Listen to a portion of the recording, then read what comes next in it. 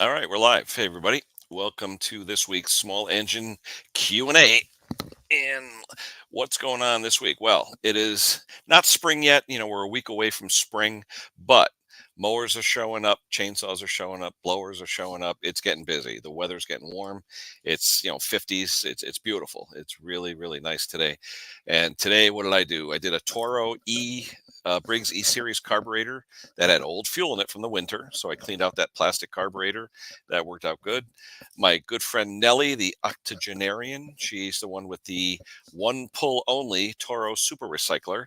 Well, it didn't start on the first pull when I put fuel in it today. Well, it had fuel, nothing was in it. It drained out over the winter and evaporated. And so I did a little bit of squirt of the little juice into the carby and she fired up fine. But the rear wheel was doing this. And I'm like, what's that? And if you look, I have a short that I just put out where basically you can see the wheel is plastic, and into that plastic is a steel gear, looks like a powdered metal gear riveted onto it. Where that gear mounts on the plastic is all shredded. So the wheel was just basically hanging on a thread.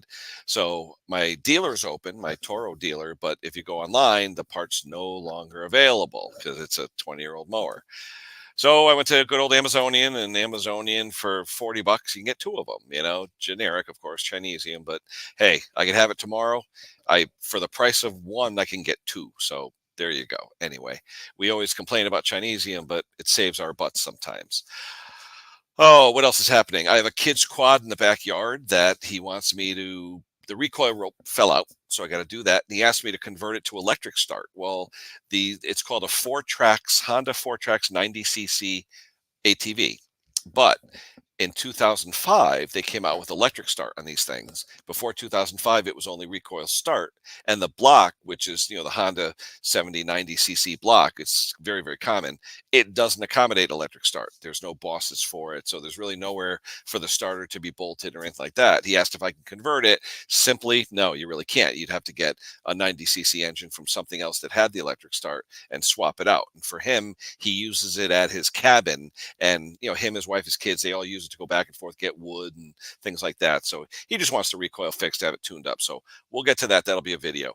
Talked to my good friend Tom in Australia during the week, and he helped me with this Luma Fusion, which is a great editor I'm using with a Samsung tablet that I have. So hopefully you'll see my videos a lot less dead air, a lot less me looking for a tool, and some transitions and some text. So hopefully my videos will get better. I mean, better quality, and hopefully that'll be it. But that's about it for me for small engines this week. I mean, a lot of people are calling. They're all saying, Kenny, I need my mower. I need this. I need that. So now it's juggling work with home with small engines. So anyway, so the first guy up today is Mr. Hank. So let's say hello to Hank. Hey, how you doing, Ken? What's Hey, going on? So not much, not much. what Uh, your week? How was your week? my week was fine. I get out there periodically to clean out the shed and stuff. So I made that video, by putting things back in perspective. Had a Mhm. bunch, so I said, Now that was the torque wrench video, right? yeah, yeah, Yeah, yeah. yeah, cool. So That's good. yeah, I Yeah. had time to do a video. Hmm. Now, how many you got now? What are you up to? Like 130 or something? What videos? Videos. Yeah, I think you got about a I don't hundred even. and something. I don't keep track of the count, Yeah. but somewhere around there. What shirt is that? Is that a Brucey shirt? What is that? That's a green. Oh, Big Dog. Okay, I'm looking at it. It's hard to see what it is. Yeah, cool. But anything fixing, repairing in the shop, or are you getting ready for it, or what? I got plenty to fix. It's Yeah, I got to get organized back into where my tools are and yeah, yeah. get them put away where I know they're at. Because right now, for all that time I haven't been doing anything, I forgot where everything is. Yeah. Now, do you have a lot of like tractors and all that stuff, the extra decks and back? Are you going to get rid of some of that stuff this year, or what's your plan? Well, that's such a hard toss up. I hate to get rid of a gold mine. Oh no, true, true. Yeah. Yeah, But my thoughts are, having somebody come and yeah, add on to the house yeah, yeah. and add on to the back of my garage, and that are 23 by 23, the same size as the garage for my workshop. You're getting quotes for that, or are we doing? As soon as my wife comes back from Maine Oh, next nice. week, then we Cool. start looking for quotes. Yeah. Mm.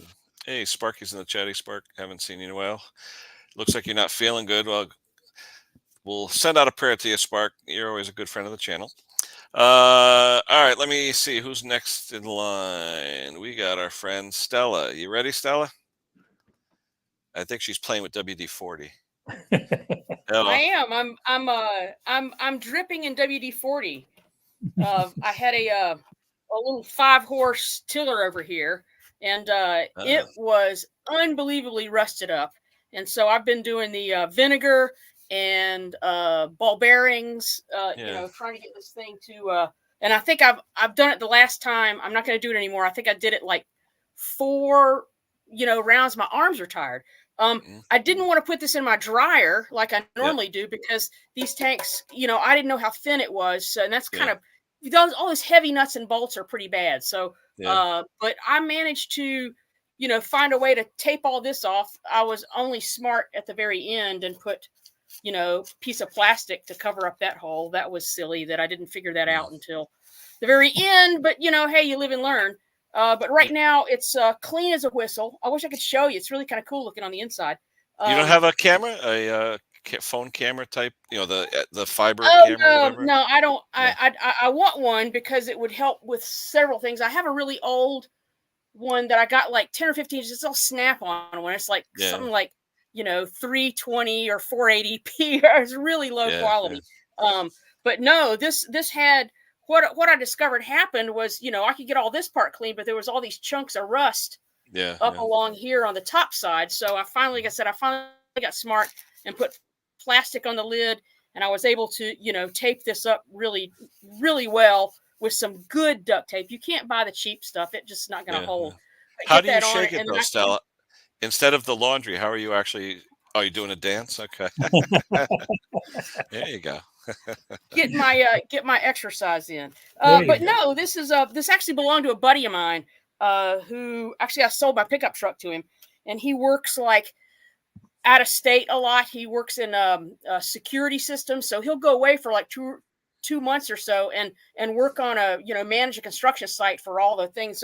So he left this for me like 3 or 4 years ago and says, I'll call you when I get back in town. And that was like, that was 3 or 4 years ago. And he finally got it. And he said, hey, I finally remembered. I left you that tiller 3 years ago or 4 years ago or 5 years ago. I said, yeah, man, I'll get right on that. So what brand is it? Like MTD or what is it? No, it's an old here. I'll see if I can take you out there.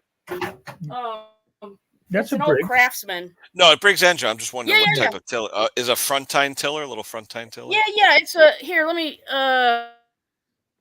I might lose you here for a second, but we'll come back. And I don't know how to reverse the camera here. Well, I can. It's just complicated. It is a good old. Can you see that? Not really. Oh, yeah, a little bit. Yeah, the old Craftsman gray silver paint, whatever. Yeah, there you go. Oh, those are from the '90s with the rainbow stripes. Yeah. And they're great. I'm not I looked it up earlier. Well, they started that stripes in like '88, and it went to like '96 or something. Yeah, what's the engine say for the code? 1984. Ooh, I don't know if you can see that or not. Yep. Yeah, and it was Magnetron, right? Covered in goo, so it's a real mess. Yeah, that was like the second or third year of the Magnetron. It's got good sparks. The oil is really messy, but I think it'll be good. So there's no reason that it shouldn't start. Yeah. The carb, luckily, I'm afraid I'm almost afraid to touch it because I'm going to break something off of here. But the carb came out mercifully. This pickup tube is not split. And I went through like 3 rounds in the ultrasonic cleaner, and I think it's going to be, just fine. Well, you know what I did on mine? The where it sucks up on the bottom. Usually the screen gets pressed into that. There's a ring in there where the screen just gets pressed in. And I took that screen out with a pick, and there was a lot of crap underneath it. There really was. I don't know. Can you see? Yeah, there it is. But that screen comes out, and that groove around the hex, you swedge it into the groove, and that's what holds it in. So that screen will pop out. It will pop out. Well, I think that the ultrasonic cleaner took care of all that because whatever was in Did it? there, it would have pushed it right back up the tube and Yeah, out. yeah. So I Yeah, think because I it's in actually good took the shape. screen out and blew it out with air just to make sure. Yeah. Well, But it was completely clogged up earlier. yeah. Yep, Oh, yep. and the other thing I did too with it is it was rusted as well. So I soaked it in. Let's put my audio back in. You guys still there? Oh yeah. Let me go to the comments. He was here. Ben is here. Hello. Yeah, Bill Clement. I soaked it at Sparky. first in CLR for Oh, okay. a couple of nights, just sitting the little screen in there, and that helped a whole lot Yeah. to get rid of some of the rust. So, Yeah. but yeah, I think it's going to be great. You know, Cool. All right. What else you got working this week? Any other small engine stuff or scooter stuff or what? well, I got a guy coming over today to drop off a mower. I got to go fix another lady's mower on Mhm. Monday. And then, Yep. of course, I have a whole yard of stuff that, Yeah. now I can get around to because it's decent weather and not raining and all that sort of stuff. All But right. yeah. All right, we got a special guest that just chimed in. What I'm going to do is we're still going to go in order, but I don't want to keep everyone sitting in the basement. So let me bring up Klaus. You're going to be next, and then we got Wayne, and then we got another Canadian here. I think his name is Steve, if I'm not mistaken. So, He must be new to YouTube. I'm telling you, I think I see him lurking once in a while, But Klaus, what's going on in Denmark Small Engines? Anything? Oh, but yeah, a couple of things. Not so much small engine related, but then again, I went to visit I'm an organ dealer, so I went and visit where I get my organ stuff from. That was nice. You said you liked their belts, right? Their red belts. They had some nice belts. No, it was that was pretty cool. They're also the company that has the organ brand for Denmark. They're also a steel dealer, a Husqvarna dealer, an Echo dealer, and man, are there some nice stuff coming out of Echo these days? Holy moly! Now, are you into mowing season now in Denmark, or you still have cold weather? Well, now we're getting close. We're getting close. Yeah. It's getting busy now. And then I got approached by WD-40. They sent me a box of stuff. That's cool. I'm probably going to get it Monday. Nice. So that's going to be interesting. I have to do some reading, but that'll be okay. Now, is that in exchange for a video or something, or? Actually, this one comes with no strings attached. Oh, nice. I'm piggybacking on a Swedish a YouTuber, and he just sent me that. He sent WD-40 my contact details. That you want to send a box to this guy. Said, okay, so that's kind of fun.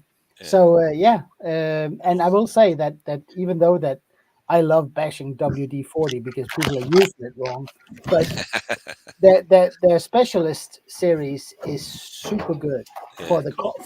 For the cost. I love WD-40. Yes, ma'am. Well, I asked Stella. I said, "Are you using it for lube or for cleaning?" And she goes, "Yes." Yes. But the thing you have to remember, if you buy it in this bulk like this, whatever makes it also special separates out. It's almost like beeswax or waxy something. You absolutely have to shake this up if you don't buy it in an aerosol can. But is the specialist totally different, or is it just yes, that's true lubricants. Okay. All right. Yeah, because everyone always says WD-40 is a water dispersant. It's not a lubricant. Well, it is, and will it help break rust and all that stuff? Yeah, it'll help you. I still swear by Croil. If I got to break something loose, I use Croil. Yeah, that's good. We're not all made of that kind of money. Oh, I know. $30 for 8 ounces is not cheap. All right, let's go to Mr. Wayne, the right side of Canada. What's going on? Yeah, we've been working on a lot of riding mowers, push mowers. Yeah. What's the weather though like? Is it starting to spring like, or what's it doing? Not bad, but we're supposed to get a little bit of snow within the next few days coming up. I guess temperatures dropping again. Actually, the driveway was filled with tree buds. The trees actually budded here. Really? Huh. Yeah. Well, Stella was saying the pollen's getting nasty now. Oh, it's killing me. Yeah. Yeah, so it was really nice and warm here for a while, and a bunch of the two-stroke equipment we got in, normally we don't do it anymore. We ship it out to our buddy in Welland, 5-Star. Mm-hmm. But what we found is we'll just change a plug and we'll put our Kinetics 50-to-1 alkylate fuel in it. Things are firing right up just by dumping their old fuel, putting the Kinetics in it, changing the plug. Yeah, but do you find with that alkali? Because I've been using the Aspen lately. I did buy Yeah. 3 gallons of it. Me and Hank bought a bunch of it, and I find that, like you said, sometimes you can just pour it in, leave it for a day or two, and it'll even dissolve varnish a little bit, and help it out. I mean, I don't recommend doing it for that purpose, but it seems like it's got some cleansing properties to it. Yeah, I don't know if that's true, but I do know that we pulled out 8 lawnmowers, 8 or 9 lawnmowers out of storage, and the ones that I put the Kinetics alkylate fuel in, all fired up first pull, and I had 3 that had customers' original fuel in them. Not one of them fired up. Yeah, cool. I got to run outside for a sec. I'll be right back. Alrighty, but yeah. So you keep them busy though? Are you getting real busy now? Yeah, busy enough. Jake's out with the pit crew today, working on the Stang again. Yeah. So he ordered himself a brand new Holly carb. So they're putting that on today, and I think it's gonna be fire it up. Yep. Nice. Yeah. Cool. So here's a question for Klaus, the oil man. Uh-oh. Kawasaki's called for 10W40 oil. Yes, sir. Why 10W40 for a Kawasaki? Do you Because know? that's what they asked for. Yeah, I know, but is Yeah, there no, hold on. The only one that can specify what's best for an engine is the designer of the engine. Yeah. Right. And if the designer has made the tolerances, the heat range of the engine, the different ambient temperatures it can run in, somebody's sitting there doing, throwing the dice and go, yeah, we need that one. Okay, that's the one we need. And then marketing comes in and say, yeah, but could you do that? No, we can't. We got to have that one. Okay. And that's what they pick. I mean, I think it's a marketing thing, but if it's in the manual, it says 10W40, that's what the Kawasaki should run on. Yeah, and you'll be happy to know we even carry full synthetic oil now, Klaus. Ooh. No, but I mean, you will have people that go, it doesn't matter. No, I'll take Stella's point that says it's better to have the right amount of oil of any oil than not enough oil of the right oil. But it's still not what's best for the engine. Yeah. So if Kawasaki says 10W40, and I will say, compared to, say, mid-80s, early 80s, mid-80s, the 10W40 you got back then, that's not the same 10W40 you get today. Yeah, correct. No. But you know what's funny? You talk about Kawasaki mandating 10W40. I was watching a few posts on that the other day. Yeah, they're only recommending. No. But if you pull their dipstick out, on the dipstick is printed in plastic 10W30. Yeah. I'll have to check. You know what, Kenny? I'll have to check that. No, really, that's what was funny. The plastic dipsticks actually said 10W30. It's like, wait a minute. Did you guys know that if a Kawasaki engine overheats, that the color of the dipstick will change color? Oh, it always changes color. They're always like a root beer color by the time you look at them. Yeah, always. I had no idea. Is that by design or is that just? That's by design. Yeah, this one's only got 105 hours on it. Yeah. No, the plastic they use, it's a light beige plastic from the factory. It'll turn into root beer. Yeah. It'll go a little darker over time because it's exposed to oil. But if it goes all amber on you, you know that engine's been overheated. Well, I did a video that's coming out. I'm editing it now with my friend Tom, and the dipstick was a Tecumseh steel dipstick. The oil was so old, the dipstick was dyed black. Yeah. It literally looked like it was black oxide. Yeah. I had to Scotch Brite it just so I could see the oil. Yeah. But to finish off, Wayne, that's what the manufacturer recommends. Yeah, and that's what we do.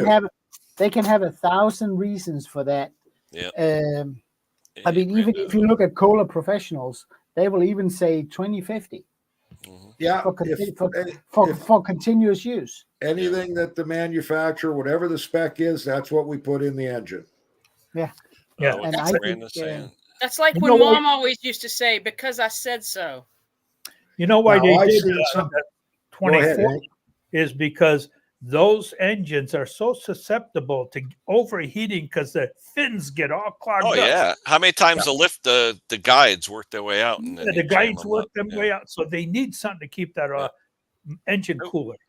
Well, that's one of the things we do on a full service here is we make sure on a riding mower that we pull the engine cover off and blow everything out. Yeah. Like if you want a tune-up, you don't get that. But a full service and a tune-up, two completely different animals. Yeah. Yeah. A few companies already put little inspection cover holes with little lids so you can clean them out, you know? Yeah. Yeah. Yeah. You But should have been an engineer for small engines, Hank. Good idea. Just little tiny flaps you lift up. You can clean it out without taking that cover off. Yep. That's it. see what Brandon's saying though? The FR and FX, the newer ones. Who's Yeah. telling you to use that? Because I know you're a Kawasaki dealer now, Brandon, right? You work for a dealer, I think. They're If actually they do- telling you to use the if the engines 2050. are used commercially and what's called continuous use Yeah. in hot climate, 15 or 20 W50 is recommended. Yeah. And Well, he's in does that mean- Texas, so yeah, definitely hot. oh yeah, but here where I live, the 10W30 for Kohler Kawasaki's will do just fine. And this is the new one. That one's 10W40. Yeah. So yeah, Yep. maybe they maybe they upgraded the oil pump on it, Wayne. Yeah. I don't know. Yeah. So, Yeah, I was at my dealer today, and oil went up again. I mean, about 6 months ago, my dealer was getting, normal price was around $6 a quart. Now it's $6.50. It actually went up another oil 50 is cents. becoming hideously expensive Yeah. in the States. Yeah. Yep. Yep. I mean, In it's Texas, they just got to park a riding mower out in the sun, and the engine's at operating temperature without starting it. Yeah, Yeah, I believe it. yeah, I believe yeah. it.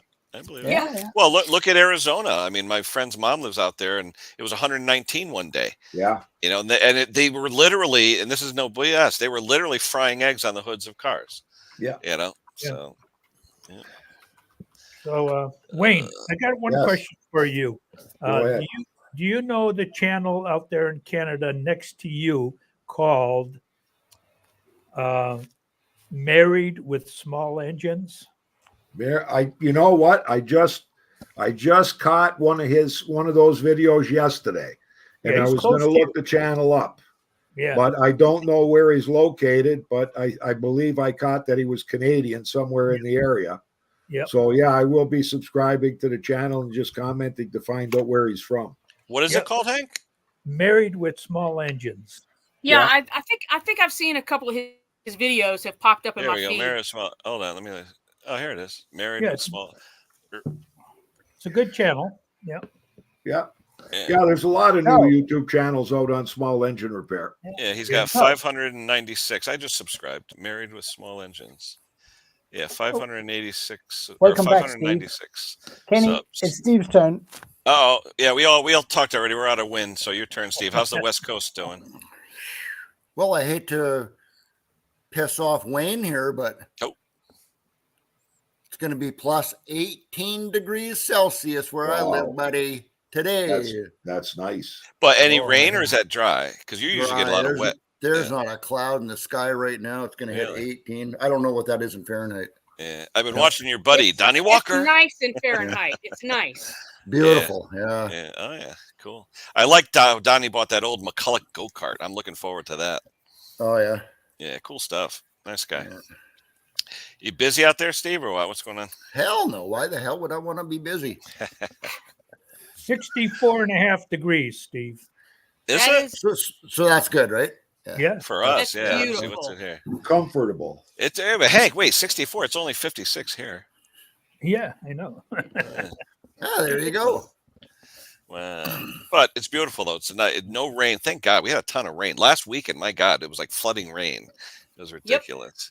And then we had torrential wind to dry the rain, and just one thing after the other. But we'll see. Yeah, it's Yeah, been hopefully it's the been West raining Coast- here for a long time. Oh, Yeah, hopefully About the a West Coast gets rain this year because you had a lot of fires out there last Yeah. year. Yeah. You don't need that again. Hey, is Yeah. our friend Brucey back? I thought he said the 15th. Is that true? No, 19th. 19th. Okay. Yeah, 19th he's All back. right. Okay. Just want to make sure. I see our friend Tom here chiming in from Australia. So it is now 2:25 a.m. in Australia. So Tom's up late. Yeah, I can't believe he's up at the. Oh, I was talking to him last night. It was 1 a.m. my time, 1 p.m. his time. Because now with the clock change, you guys don't change for another 2 weeks, I think. We've over there already in Boston. changed. Yeah. We've gone ahead an hour. Oh, you guys changed? Yeah. Yeah. But I think, was it 2 weeks from now, Klaus, they changed? Yeah, about end of the month, Yeah. 31st. So, So, yeah, 2 yeah, weeks. because I always invite Tom up, and he's like, mate, it's 3 a.m. I'm like, yeah, so what's your point? He's got bedhead. Yeah. Anywho. So how's April doing, Steve? Everything good? Yeah, April's in. I got 2 nights off. Nice. The house has been empty. She went on a trip with her girlfriend down to Victoria, south end of Vancouver Island. Nice. Well, our friend Tom there in Australia, his girlfriend went to the Arctic Circle. Wow. She's gone for 5 or 7 weeks, something like that. Yeah, kind of cool seeing the seals and the the whales and all that stuff. So Yeah. kind of cool. Yeah, Oh, yeah, right. Steve, there's your buddy. He's here. Is that Jason or Tina though? I don't know. That's Jason. I don't know. Is it Jay? Yeah, most likely. Yeah. But anywho, 85 in Florida. My God, that's too hot. 85 degrees Fahrenheit. Yeah. in Oh, Florida. that's That's good. too hot. Well, in Australia, it's what is it, Tom? 102 there, I think, right now. Wow. Fahrenheit. It was Yeah, that's- 34. What's 34 That's too Celsius? Yeah, that's hot. Yeah, It's Yeah, just crazy. it's just hot. Yeah. That's, Oh, that's Chris is you know, in. yeah. Chris is So- was it so- Rodney Dangerfield? Call me when you have no class. Yeah. Kenny, have you gotten any questions in for the week? Actually, the only one I got in was someone actually asked me about alkylate fuel and where to buy it. Because around here, it was someone who knew me locally. He got my email from somebody. There's only one guy within probably a 30-mile radius of me that sells Aspen, but he gets $11 a quart for it. But go to the You steel know? dealer. The steel dealer has it. Yeah, Yeah, a but- steel dealer will carry No, it. our steel dealer doesn't have. Our steel only has the Motomix or the other. They don't have Aspen. No, Yeah. but Motomix Yeah. is Moto- even better. Yeah, but Moto- Motomix is how much a quart though? We calculated that the other day. What'd you say about $8 a quart? Is that what you're saying? I had this talk with a customer the other day, and I told him, you decide where you want to spend the money on Yeah. the fuel or when I have to repair it. Yeah, Yeah. true. But You- what did you hey now? decide. Why not- Wayne, you were saying why what's the not one both? you use, Wayne? Kinetics. Kinetic. We Yeah, see, order it from- I've never seen that in our area. No. What about you, Steve? Do you see Yeah. any of that over that alkylate fuel? Yeah, I use that. So I don't use that to run my stuff on. No. But No, I use it to storage. store it. Storage. Yeah. Yeah, storage is that works Yeah. awesome. for Holy cow, storage, but- 43 Celsius. My God. That's crazy. That's in Perth, Australia. 43. Yeah, that's What is that, like not- 110? That's That's crazy. that. that's If we not got that possible. kind of temperature on Vancouver Island, there would be people in the That's 100. hospital. Wow. 109 Yeah. and 9 Wow. Celsius. Man. I know they were saying, especially like in Arizona and maybe where you are too, Tom, in Australia and Perth, once they tell you don't go out after 10 a.m. in the morning, just don't go out. No. Me and Hank, we're old. We stay in the air conditioning. Oh, I'm telling you. No, but Tom doesn't use it. They use fans over there. It's like open air, window and fans. And I don't know if maybe it's less humidity or not, but to me, anything over 85, I'm shutting the windows and turning on the air. No, yeah. Well, Crazy. Jake went and bought that industrial rotating fan from Global Industrial. That thing will blow the hair off your head if you put it on the high speed. What is it? Yeah. Look, one of these like It's round? an oscillating, gigantic fan, and it can either be wall mounted, but we've got an I-beam in the shop for lifting. Yep. So we bought the I-beam mount, and we can move it around if we want. But that's what keeps us cool in the summertime. But that doesn't blow like papers around and rags and stuff No, like that. no, we've got it mounted high and pointed Okay. down somewhat, so Yeah, it kind of hits head level. Okay. Yeah. I used to build those things. Yeah, great fan. Well, Yeah, we have the totally. ones that work now. Big Ass Fans is the literal name of it, with the donkey on it, with the a mule. great And- company. Yeah. They Oh make yeah. Amazing stuff. Yep. We used Yeah, to make just get that air moving. Yeah. See, I couldn't work in a shop that was that hot. That would be. Yeah, we ridiculous. had big fans like that in my shop. We called them the chicken plant fans. You know, those Yeah. big, Yep. giant 4-foot wide things that you'd have wheels and roll them around. Yeah, it's Well, kinda we have guys that are working in like the tail cones of the helicopters. They actually Yeah. have portable AC ducting that gets pushed in because it gets to 130 degrees in there. I Yeah, can imagine. Yeah, it gets hot. Well, where I worked in the Ford shop, we were pulling steel at 2,350 Oh degrees yeah, Fahrenheit. and you're wearing those lead suits or whatever those And things we're are too. wearing, you're wearing heavy Oh, yeah. wool underwear, and so you don't get burnt. And the Yep, skin yep. stays intact. Yeah. What happens if something drops on the ground? Are you like tipping? Are you wearing flame-proof shoes or what? Oh yeah, we've got metatarsals and Yeah. you've got leather leggings that wrap around your feet, but Yeah. guys still get burnt when we're foraging, and the hot steel would fly off and get down Wow. in your boot. And you'd hope there was a water cooling tank for the tongs nearby so you could get your boot in there real quick. Yeah. Yeah. Crazy.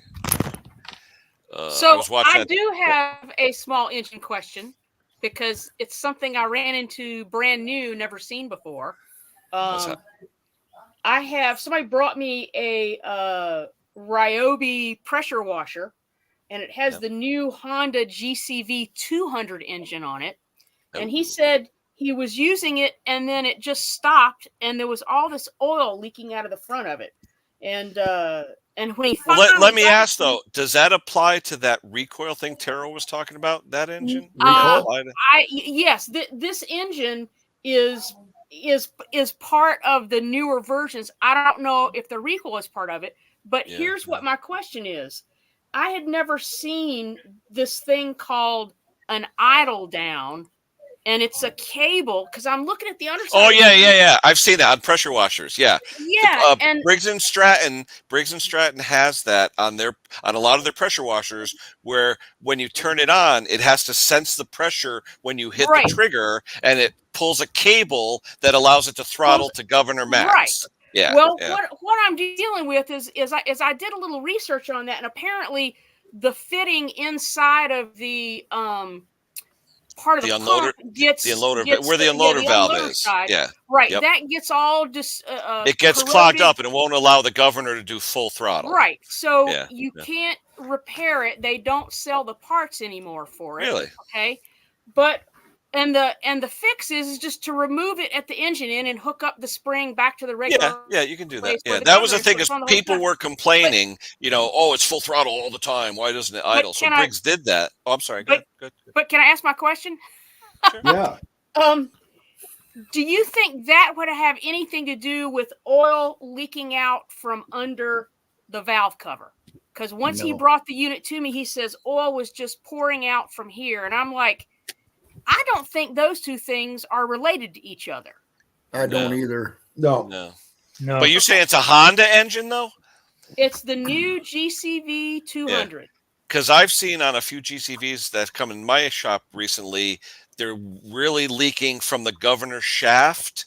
And I Yeah, know no. Jake did a video on it where there is a seal that goes in there, Yes. but the engines normally don't come with that seal. So if Right. it starts peeing out that hole, you got to install No, that it's seal. because I asked him because initially I was like, well, is it the oil coming out of the pump? Yeah. Who knows what that was? But he says no, and he put his hand right under it, and sure Yeah. enough, I put my hand under there. There's a Yeah. little drip of oil under there. So See, Hondas, they always use their Honda Bond, that gray adhesive. there's no So gasket on there. normally, you got to pry the heck out of those to get them off. So when you say the valve cover's Yep. leaking, it's hard to believe unless someone took it off and just didn't use any more goop when they put it back Yeah. on.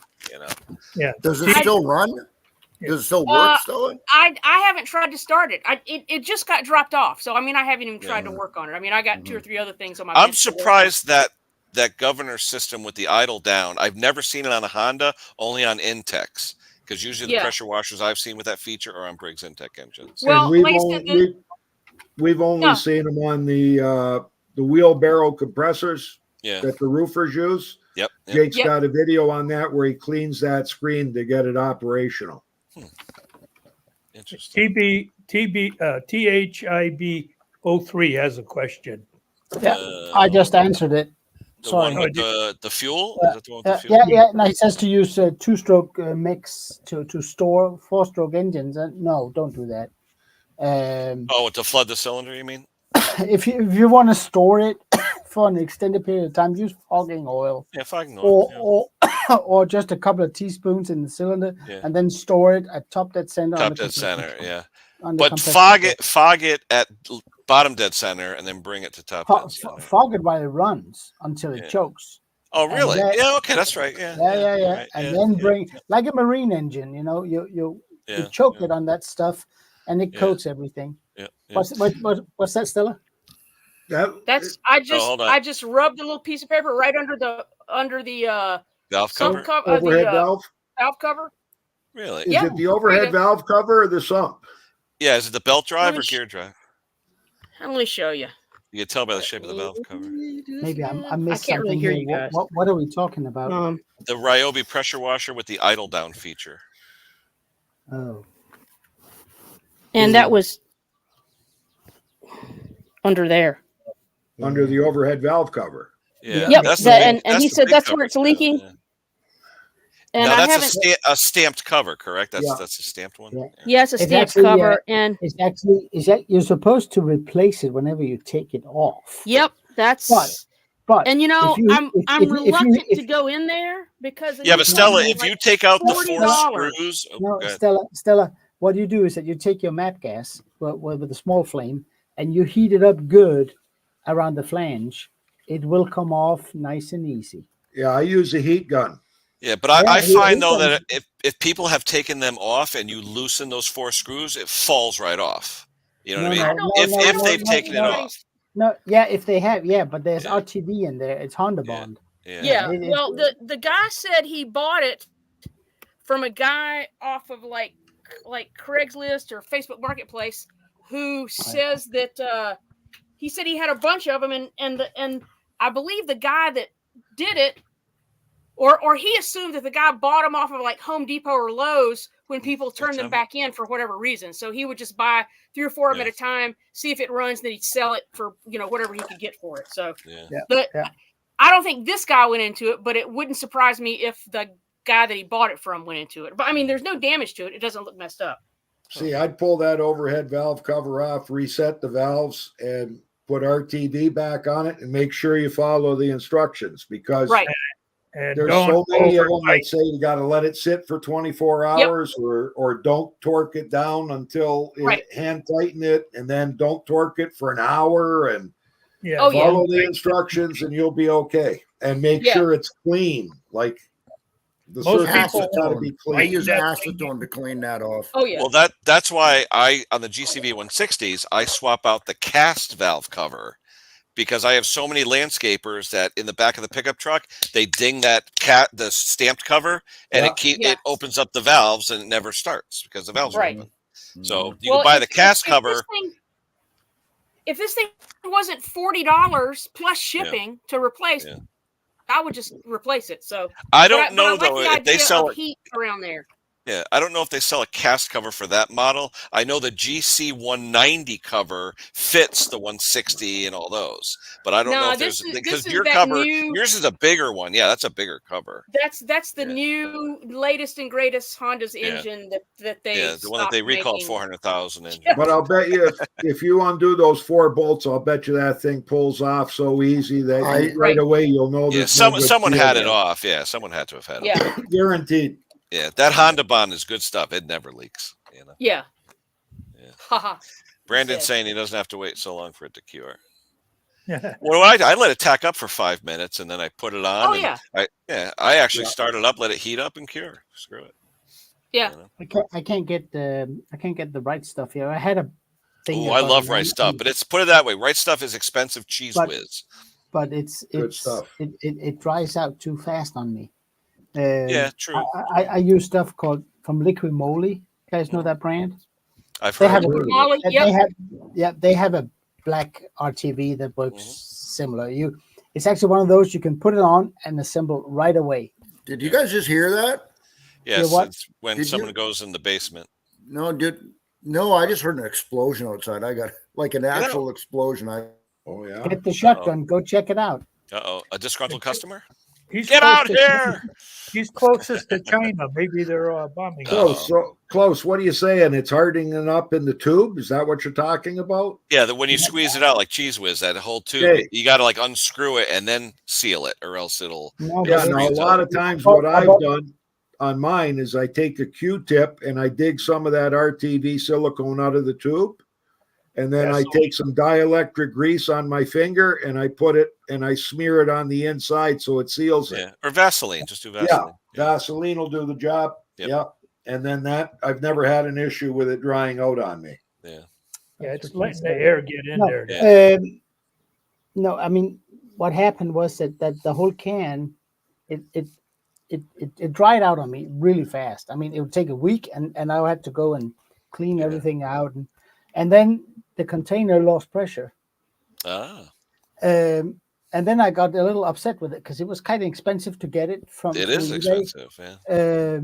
And then I said, screw it. And then I bought this liquid moly stuff, which is basically the same thing. Mm. And I've had that thing for a year and a half now. And all I do is I take the applicator off, Mhm. blow it in reverse, put it back on, and squeeze it out, and it works. Hmm. It's just Yeah, I usually will buy that if I have a large job where I'm doing a lot of beading, because then it'll pay for it. You could charge the customer and it'll pay for itself. yeah. But if you're just going to use some small jobs, that's $30 a can here. It's not Oh, cheap. yeah. Oh, yeah. Yeah, and the right stuff sells the stuff that goes in the tube with the grease gun or the silicone applicator. You know the one I'm talking about? Yep. I just Yeah. take a long threaded screw and screw it inside with a piece of cellophane on it onto the end of the nozzle, and that keeps it good for me so far, Yeah. anyways. Yeah. Yep. Bill's asking what kind of sealer. I mean, Honda Bond is the factory sealer, the gray seal in Honda Bond that you can buy. Yeah. at- Yama I used Bond. to- They all I make use Yeah, the black Honda Bond, version. yeah. I'm a Yeah. Bond. Yep, all that stuff. But I mean, even like I said, right stuff, or even like Ultra Black. I like Ultra Yeah, Black. Ultra Permatex. Black. Yeah, Yeah. Ice Brag is You good. know, yeah, but they're expensive now. Just the Mhm. little, was it the 4-ounce tube or 8-ounce tube? You know, it used to be $8-9. It's like $18 now. Yeah. I hate the toothpaste. Yeah, that's what I container. mean. I bought one of those Terrell the Terrell thing That's for like, that's smart yeah. because it's so difficult to get an even bead. well, like you say, it's like toothpaste. You go in the bathroom, you're like, oh crap. Then you put your Yeah. fist to it to try and get a little dab out, you know. Exactly. Yeah. Brandon uses a whole can a week. There you go. Doesn't have time to dry out. Yep. Cool. Yeah, the Rust Cure 3000 that we use for undercoating decks. We used to buy that on sale for $5. They'd have 50% off. Now it's 40% off, and it sells for $17 plus tax. Crazy. So I Uh, buy these little ones like this. Yeah, Ultra that's black, the ones we ultra used gray. to. Yeah. Yeah. Right. Yeah. Well, if you ever need to get some sort of minimum order on like Amazon or something like that, boom, an extra $3 to your order if you're trying to get free shipping or something like that. This is great. Yeah. Jason sent me a video of something leaking. What's leaking, Jason? His sump on a riding mower. He sold it, and Oh, no. as soon as he fired it up, it started leaking oil. Hold What on. engine? What engine? Hold on. It's like the fractional horsepower. Wait a minute. Hold on.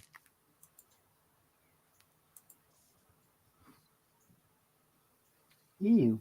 Head gasket. Nice. Oh, she's dripping. Oh Yeah. yeah. Dripping fuel too. Yeah. Is that a Okay. crawler? No, that Briggs. That's a Briggs. Looks like a Briggs. Unless it's a. Wait a minute. It's What is tough. it, Jay? Oh, let me look back. Hopefully he'll get back in the chat. Because that looked like fuel leaking to me. Yeah, something. Yeah, there's Yeah. definitely no liquid in it. You won't like this one, but maybe use red and tacky instead of gasket material. He's Yeah. red and tacky all the way, that guy. Yeah. You like that one, Jason? It works for many things. Yeah. Oh man, where is he? Disappeared. Yeah, Did but he he's redo gone. that engine before? Did he have that engine apart? I don't know. It looks like an AYP tractor from the pictures. Yeah. Quite a ways back when he questioned that. Yeah, he's showing. Hold on, he's showing the leak. Wait a minute. Because it looked like it was really leaking. Yep. Yeah, it's an AYP product. It looks like by the spindle covers. Yeah, but it looks like a cast iron front bridge. That's a good engine. That's a good. I'm sorry, good machine. Good frame. Yeah. Yeah, good frame. Huh. Huh. Interesting. Well, I've been given a Kohler Courage the Royal treatment today. Oh, you mean bolts and Ah. everything? Bolts, bucket cover, The V bolts, cover, all that and stuff. V cover. Now they issued. Didn't they issue a reinforcing plate Yeah. to go on there? Yeah, to reinforce the actual I'm cover. So the cover wouldn't warp. I'm doing the Terrell way. So yeah. So yeah. But yeah, it's I don't care when that thing runs. It runs so smooth compared to another a 15 horse brakes. It really Yeah. does. Let's see. So much less vibration. So you're doing a video on this rebuild? Hmm. Yeah. Well, it's not a rebuild. I'm not taking the engine apart. I'm just loosening all the end plate Oh, bolts, okay. cleaning them out, Loctiting them, and torquing them back in. Right. But I will say this machine is from 2005. Mhm. None of the bolts were loose. None. That's good.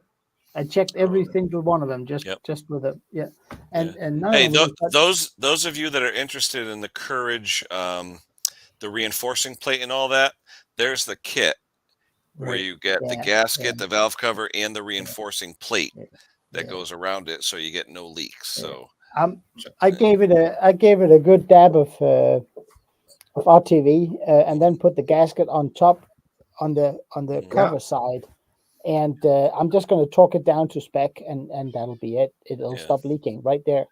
Oh. If you want to give the cork gasket a little bit of gasket maker, you can do that. But yeah, it's not going to hurt it. Just a film. Yeah. Yeah. Yeah, just a film. Yeah. Yeah. So. But the kit number 20-096-14S comes with the cover, the reinforcing plate, and a gasket. Yeah, I thought they were going to change the gasket from cork to something else. But here's what's funny. Look at the price. Yeah, it's not happening. It's not happening. It's not happening. To fix their mistake, I pay 45. Forget it. Crazy. Yeah, Hank, you're right. You would think they would go with maybe an oil-resistant rubber gasket that would Even have leather. some cushion to it. Yeah. Leather would be great, you know. Yeah. I'm hoping the explosion wasn't too bad. Well. It might have came out of his pants. Oh. Ooh. Well, actually, Tommy, everyone was saying hooray for the extra hour because they don't like coming on later in the day in the UK. So they figure, I saved Klaus an hour of his evening by coming on at my normal time. You guys change in 2 more weeks, so it's no big deal. You stressed me out, Kenny. Well, for that 1 hour. Yeah, I had to be ready earlier. That's all right. No, you know what, guys? I will say, do you guys have robotic mowers in your areas? We've got it. I've seen maybe 1 or 2, to be honest with you, because a lot of people around here, the grass isn't perfect, and the ones that do have perfect grass have a service. Yeah, we won't work on them. Okay, no, but it's difficult if you don't have the software. Forget it. Yeah. But the Oregon, where I get my Oregon parts from, that I visited yesterday. 400 in storage for over winter storage. Wow. 400 machines that all get serviced, that all gets checked, washed. They had a robotic mower washing machine. Jeez. 400. Wow. I'm telling you, that there were 2 guys there, and all they did from 8 to 4 was doing robotic mowers. And I asked him, you push that washing, doesn't it take on water? No, we plug it off in a couple of holes. If it does take on water, something needs to be replaced. It's so easy. Yeah, the robotic engine mower. Yeah, if it takes on water, there's some bad seals on it. It needs to be fixed. And should you ever get the desire to get one of those, buy the Husqvarna one. Don't fall for anything else. Get the Husqvarna one. Even Steels doesn't have a gasket for the upper part and the lower part, which means and these things run in the rain, right? Yeah. So yeah, it's that was quite interesting to see. That guy that owns Oregon in Denmark. He's got a pretty good setup there. He really does. Pretty professional. Hey, Rich. Brandon says he changes 2 to 3 Kohler starters a week. I just wondering if he's putting on the 9-tooth, the new one, with the thicker starter shaft and 9-tooth instead of 10-tooth gear that gives you more torque. But I wonder what engine he's talking. Is he but- talking the but- Courage but starters guys, or which engine? Yeah, but guys, you got to remember, Brandon works at a dealership. Yeah. Yeah. He sees a lot of those, so Yeah. he will see a lot of. I mean, I have never ever Mm. seen a Kohler starter gone bad yet. We've But got that's we've because got I don't see that many Kohlers. we've Yeah. got them where the nuts have come off the top, and then their fix was to weld the nut on. We've seen them with broken shafts on them. Yeah. Jake's got a video on the 3 generations of Kohler starters, Yeah. and that new one they came out with, when the decompression, like the automatic decompression release, isn't working. Yeah. This new starter's got enough torque that it fixes it. Oh, well. Nice. Just by one tooth. One tooth. They increased the torque. I forget. I think it was 30%. Wow. Just going by memory, if it was a 30% increase in torque. Don't have to change the flywheel. No, Yeah, but do you have to buy the whole starter? Or can you just buy the Bendix drive? no, you got to buy the whole, because the starter shaft, they even put it bigger in diameter because Yeah, the old okay. ones were shearing right off. Mm. Like imagine a starter shaft breaking. Yeah. Like that took a lot of torque to snap that thing off. Yeah. But is that more for the Courages or which engines, Wayne? I think that was on the Courages. Yeah. Huh. Interesting. I give you a good deal. I think I got 2 brand new ones in the shop of the second generation that we just put red Loctite on the nuts. They'll work fine until the shaft breaks. Yeah. This And one we'll here, sell Wayne? them for half price. No, that's what do you call it? Command. Yeah, Oh, that's come in. The Courage has 2 little tiny screws sticking up one on each yeah, on side. a flat plate, right, Hank? Yeah, The flat plate, yeah. Oh, this one says Kohler Courage. it does. Yeah. I Says never Kohler, seen one. of those. Kohler Courage. It costs Well- the same as that refit kit for the valve cover. Yeah. And that's the thing you got to watch out when you need the starter and you go to Amazon. They're still selling the old starters, Yep. and yep. you're not getting the new updated design. And so what you got to check is that you're buying one with 9 teeth instead of the 10 tooths. Like they've changed the tooth size, but they've also changed the pitch so it'll work on the same flywheel. Yeah. Yeah. Huh. But I mean, Kohler is different that way. They are. I mean, that whole thing with the end plate Yeah, bolts coming loose. When I asked my Husqvarna dealer, I said, "Have you ever heard anything about you're supposed to do that?" You know, Yeah, they said that's the they said one. no. That's the one, Ken. Yep. Yeah. That's but the- it's weird how the other one calls out Courage as well. But that one has a lot more than 9 teeth. That one has 1, 2, 3, 4, 5. Yeah, This has 12 teeth. I'd have to pull up Yeah. the video to see what the part number is, but he's Yeah. got the 3 generations. The first gen, Huh. then the second gen, they put this nut on, and a lot of the people were losing the nut. Instead of putting like a left-handed thread, Yeah. it's a right-handed thread. So as it's torquing and it releases there, it's backing the nut off, then the nut would fly right off. Huh. So their fix was just to weld the nut on, Yeah. and then they found out eventually the shafts were breaking.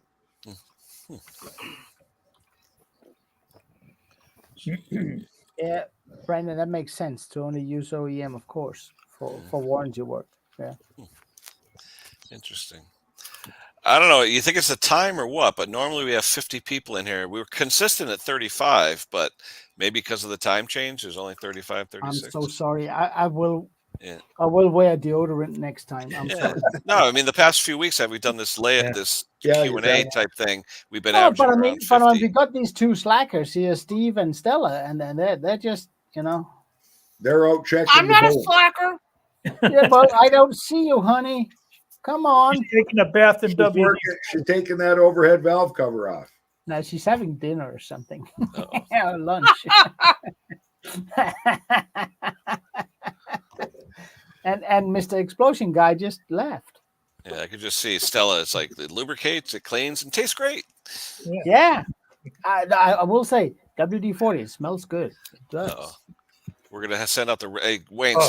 Send out the rescue crew for Steve. Croyle smells better.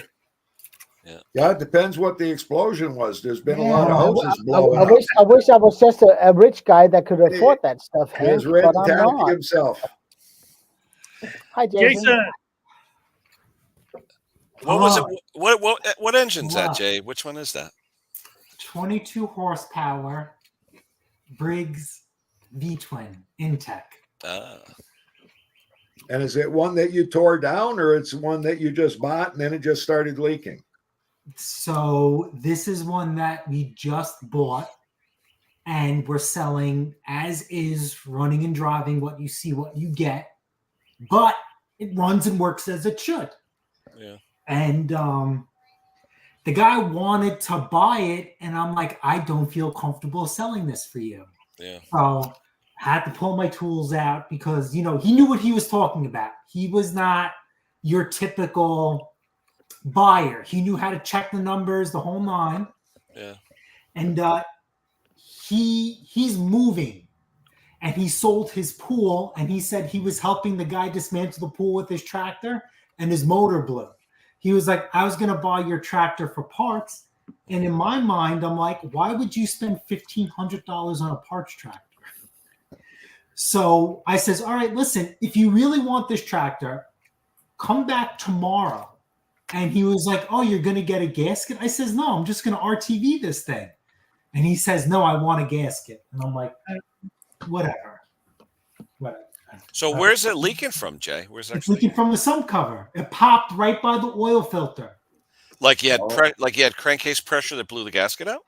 No, I think it just, and it's been leaking for quite some time because there's buildup underneath over there. Yeah. I didn't even clean this thing. I only painted the wheels because the wheels were mismatched. Remember in the snowstorm? Yeah. Yeah. That's the tractor from the But, snowstorm. but usually hold does on. the gasket get sucked in? Yeah. Go ahead, Klaus. Yeah. Is it leaking fuel or oil? Oil. From where? Literally right then and there on the spot. I could not believe it. From where does Sump. it come from? From the Sump sump. cover. The bottom Ah. sump cover. Yeah, by the Wow. oil filter housing. Interesting. Yeah. Yes, interesting. Yes, just my luck. Hello, Steve.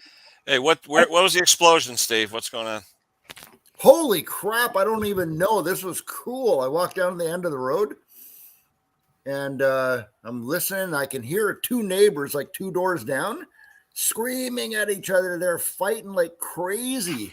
I didn't really want to walk up their driveway and start filming it. I might not have appreciated that very much. Yeah. And then, hey, this was cool. I just told you how it's so nice here right now, like plus 18 degrees Celsius. And I saw first time I've seen this for years. RCMP, the Royal Canadian Mounted Police, drive by a motorcycle cop. Oh, Look it out. Huh. I was like, what? I haven't seen that for a long time. Man, do they look cool. Driving a white Harley. Yeah. His helmet, he's got the big gold RCMP badge on his helmet, and he's got police across the back on his yellow high-vis jacket. So I haven't seen one of them for a long time. I So got another Don't you super. guys have the hats? Or Something's that's going the down. technically? I thought they were still on horses. No, but wasn't that? Wait, Come wasn't on, that the folks. guy Dudley Do Right? With their big Stetson hat on. Yeah, Dudley yeah, Do Right. yeah, Yeah. With the red coat, the red Yeah. jacket, and all that. You know that every RCMP officer has one of those? Really? They're issued that whole, it's like, what do they call that? It's like dress uniform or something. yeah, like Dress that. parade uniform. uniform. Hello, They- Ian. they- How are they you? never put it on, yeah. Yeah, Look at that. Wait, can I see your breath? Oh my gosh! yeah. Whoa. Turn on the heat, Ian. I was gonna say. I didn't think it was Alcohol evaporates pretty quickly. Oh, is that what it? Ah, there you go. Yeah, that explains it. Okay, all right. Oh no, I'm on Coca-Cola. Coca-Cola. Okay. Yeah, half and half with rum, I know. Yeah, it's technically still winter in the UK, but Actually, just the temperature, can't believe it, just dropped in the last couple of minutes. wow. I saw you live. I've been busy, and I thought I have to come on and just say hello to you, Yeah. amazing folk There you go. in the small engine community. You know, it's you're on par with the slightly, Yeah. on par with the big community. Wait, hey, Ian, it looks like you're cleaning up. Oh, God, you got to watch tonight's video. I'm trying to clean up, and every time I clean up, the scrap god said, yeah, no chance. Here's a low. Yeah. You know, Ian wins for 10 pounds in a 5-pound bag. That's for sure. Honestly, I did a favor today for my neighbor. He's 80-year-old, you know, and he said, Ian, I'm at my local bowling club. He said, we've got a big metal frame. I want to get rid of it. I think it's aluminium. I'll put my ears up, you know. He said, would you come along and take it to bits and take it away? I said, not a problem. I'm dead busy. I'm up to my eyeballs in it, but no problem. I went, I nearly burned my angle grinder out with it, to be honest. And then right next door, there's an old cottage, and they're doing it up. So there's a skip outside a dumpster. Yep. And it's full of all sorts. Oh, I've got to show you this. I don't know what I'm going to do with it. I'll be honest. I couldn't leave it in. I saw this. Hold on. I saw this. Jay, are you and Steve having relations that we don't know about? What am I going to do with this? Oh, that's a nice Look at that. That's a Wow. nice one. Look at that. You got to hang that on the wall. That's pre-chainsaw. What isn't it? wall? Yeah, what wall? What wall? Yeah, what wall? Besides that, Yeah. Hey, did you notice this one right here, bud? Hold on. Yeah, Wait, So Steve. and then right there. there's a little hatchet. Yeah. I painted mine black because it looks better. That's 2-man operated equipment. And then okay. there's a little hatchet. Little Now pop. I think that was What happened? a big axe, Yeah, you- and they've cut it down because You that got- way You got to call Buck and Billy Ray and get a new hickory handle for that thing. go along. No, man, use it like it is. That'll get your forearm nice and Broken. Matt, no, we won't go there. I get a lot of ammo. I was gonna. Yeah, Ian has. I get a lot of ammo action. That's right. I made one of those in shop class once. Yeah. Called tack hammer. You're a naughty girl. You. No, I am not. Naughty girl. I am not. Nice hammer. Yeah. We that were still two-person- on. Go ahead, Dan. We were still on what do you call it? Jason's question of where it's leaking from. Yeah. He's not, what happens usually to those is that it sucks in because there's that length of gasket that if the bolts aren't tight enough, they suck in to the inside of the engine. Mhm. Yeah. So that's why you're leaking there, Jason. Yeah. And I see you got a leak in your carburetor too. Oh, That So looks like I- fuel leaking out to me. I just have a quick question because I came in late here before Jason came in or after Jason came in. What engine is this we're talking about with the leaking sump? 22 horse Intech V twin. Okay. yeah. So that drip is the actual oil coming off the bolt. That's not gas. That is Really? straight oil. That fast? Oh my god. Yep. So the Just happened. the gasket's missing. It got sucked in. Yeah. You don't want to take the engine off to replace that gasket, or no? I am. Oh, okay. But I told the guy come tomorrow because he wants to buy it, and Yeah. he was like, "You're going to get a gasket?" I'm like, "No, I'm going to RTV it." Yeah. And he says, "No, I want a gasket." And I'm like, Yeah, No, but he's- you know what? You know what, Jason? If this guy doesn't buy it, you're going to sell it in 2 weeks from now anyway for probably more money. So let's see, because Chris is in class. I actually pulled her out. So let's see if you and her think on the same path. This tractor is supposed to be sold used as is, right? Yeah. If I start to service it and make this thing my way, now that price is $2,000. It's not Yeah. $1,500 anymore. Yeah. So now for me, because I'm systematic, now I take the motor apart. Now I have to service it. Now I'm Well, going wait, what's he paying though, Jay? What did you agree on? $1,500. Even with the work you're going to do. No work. Oh. He was coming today for $1,500 Okay. to pop the gasket, and he's like, "Well, I still want to buy it." Yeah. But if now if I'm going to open up the motor, now I'm going to adjust the valves because now I just have to. You know what I mean? I just Yeah, can't. but you're going to add 500 to it, right? Yeah, and I'm going to change the oil. I'm going to service it, and then now Yeah. I'm going to make the tractor perfect. But he'll pay the extra $500. So So I'm telling Chris, if I'm going to do the motor, I might as well just do the rest of the tractor. Yeah, but does this guy know that, or is he going to come over with 1,500 and say, "What the f"? Well, I told him. He Yeah, was like, well, he's like, well, I'll make you an offer once you fix it. And I says, no. An offer? No. And I says, if I have to open up this motor, I was like, I'm firm on the price. And honestly, I might charge more. And he's like, well, if you get it running and it doesn't leak, I'll pay you your asking price. And I'm Okay. like, How far away is he, Jay? Is he close? half hour. Well, that's not bad. Yeah. That engine, brand new, to replace that engine's over $2,000 Canadian plus Yeah. tax. I mean, You know, you guys scare me. I'm a scrapper. I pick up lawnmowers.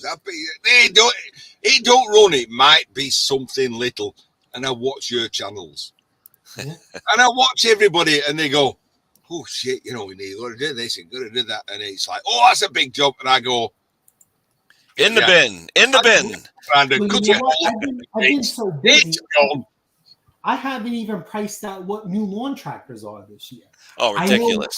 I know new self-propelled lawnmowers are over 500 here. Oh, yeah. It's crazy.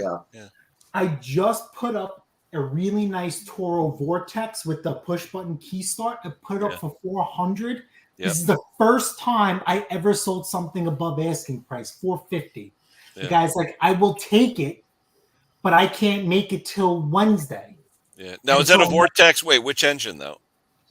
The new Briggs with the plastic carburetor. Oh, on it. okay. All right. E-Series. Yeah. Okay. And I said, listen, it's first come, first serve. He's like, I'll give you 450 if you could hold it for me. And he came. Wow. Okay. 450. Oh, and since we're talking about the plastic ones, Steve, I don't know if you've noticed on the newer Briggs and Strattons, you can't open up that idle circuit jet no more. It'll cause a surge. What On idle the circuit motors. jet? No, I'm talking idle circuit jet. I'm sorry. Remember the plastic jet Yeah, you did the video on? yeah. And you open that up? In the plastic carb. The plastic You're carburetor. talking about the brass jet in the The plastic brass, piece? yeah. If Don't you do do that. that on the newer motors, it's going to Yeah. cause a surge. Well, they sell two of them, right, for different altitudes. Is that what it was? Yeah. Yeah, there is. Yeah. Yeah, there's different modules for the different carbs. Yeah. Yeah. Yeah, So, don't- Jay, you're talking about that little plastic. Yeah, remember, so the plastic little one. that little cartridge. That you Yeah, can the pull out. brass jet that Yeah. pops into it. Yeah. Yep. Just clean it. Don't drill it out. Well, so for the Yeah. longest time from Steve's video, automatically I was just opening them up and never an issue. And then I Yeah. got a new lawnmower with the bigger motor on there. I'm like, Yeah. well, I'm in here. But only maybe it was already like, what are you opening up to? 13th thou? Yeah, I just take the regular drill bit, whatever it is, and I don't know what size. I think it's like 0.2 something or 2.5, whatever. And I just right up the keister, call it. Yep, that exact one. Yeah, that one. Yeah, we only go one thou bigger at a time. Yeah, I just If we've upsized got it. Next surgery. size up. Yep. Oh my Did God. it, and it's God. good. I mean, Elon Musk must be watching this channel. He must be getting. He must be saying like, "Oh, my Starship thing blows up." So I was curious, have you had that issue with the newer stuff, or maybe it was just my luck? You're amazing, you folk. Oh, it blows my mind. Listening to you lot. You know what you're talking about. You know every engine that's about. Yeah, but see, no, that's where you're wrong, Ian. We don't know shit. We're just pretending here. Yeah. Wait Jason, till you hear James Condon start talking about Yeah. generators. All right, okay. I picked a lawnmower Right over my head, man. I don't know if he's going to make me bigger or not. I don't know, but I picked a lawnmower up today. It's there. I Ooh. put the electric Nice. cable off. What is that? Electric? What is that? That's not a lawnmower. That's Well, I beg to differ because if you turn it upside down, it's a got fan. a lawnmower blade underneath it. Hey, your You lawnmower can use- blade's upside down. yeah, you can use that as a fan, Ian. There you Pull yourself down. Shit. Uh, Oh shit, knee close up. Oh, that's terrible. Jason, you were just going to clean up that sump and put RTV silicone over top of it, right? Is that what you were planning on doing? No. I was gonna pull the motor off, Yeah. whip it, pull the sump cover off, clean everything, and then put RTV and slam it back. You might as well put the gasket on if you're going to do all that work. Yeah. But don't get an aftermarket gasket because you don't know if it's the right size or not for the end plate. Right? Because I've seen aftermarket gaskets half the size of what they're supposed to be. You mean thickness? Or Right. thickness. Yeah, or they Yeah. could be too thick. They're not. Yeah. You want the OEM gasket for 'em. Yeah. But I'll be honest. I've taken them off, and when they separate and don't really tear the crap out of them, I'll just use a fresh bead of RTV. Yeah, and, man. And put it back on. Yeah. yeah. I do that too. I clean the gasket and just put a smidge. Just if you have the RTV, it's colored, right? It's either black or blue or red Yeah. or whatever, right? Yeah. You just smear enough on there, just rub it so there's just color on there, Yeah. and it just helps. It helps it seal better. Yeah. It works. Yeah. Ken, Yeah. I just need something in the I'm comment. running the road. No, he says That's if like- somebody's in the basement. I don't know if you've got a limit, but it's 7 p.m. I've got to go in for my tea. Lovely to meet you all. Let somebody else up.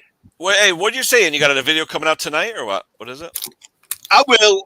It's Wait, are you in the Fantastic Four having your live later, or what? no, not tonight. No. No. Anyway, it's cold in here. All right, Ian. Have a good night, my friend. Take Thanks. care, Ian. Yeah. Bye. Lovely to meet you all. Always. See you later. See you again. I don't even understand a word of what you say. Yeah, Jason, we bought a Scott's riding mower off a guy. He was a car mechanic, and the sump, he had totally gone around the entire sump with RTV silicone on the outside. I got to tell you, we were cutting the grass with it. The thing wasn't leaking, but when we decided to sell it, Jake tore it all apart. But what a job it was getting all that RTV off the outside of it. Like, I could never do something like that. If it's my own personal machine, maybe.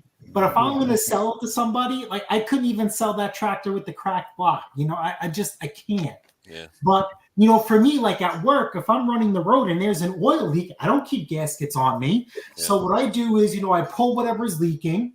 I don't even take the gasket off. I clean everything with Carb Clean, like really, really good. Then I'll do a layer on it and I'll slam it back down. Yeah, that's all. And it doesn't leak. And I was going to try and do the same thing with the sump cover. And the guy's like, no, I want a gasket. And then, I'm circling back. But the air compressor on my truck is gas powered. It's a Kawasaki. That was leaking. And I actually pulled the gasket off and it was brutal. Yeah. And I just took the silicone on there, and actually the gasket acted as a spacer, and the motor wouldn't turn over because it was so tight. Yeah. Ooh. Yeah. And I'm like, wow, I've never seen this before, Yeah, that's crazy tight then for end Yeah, play. that's pretty. I've seen that before too. The first time ever.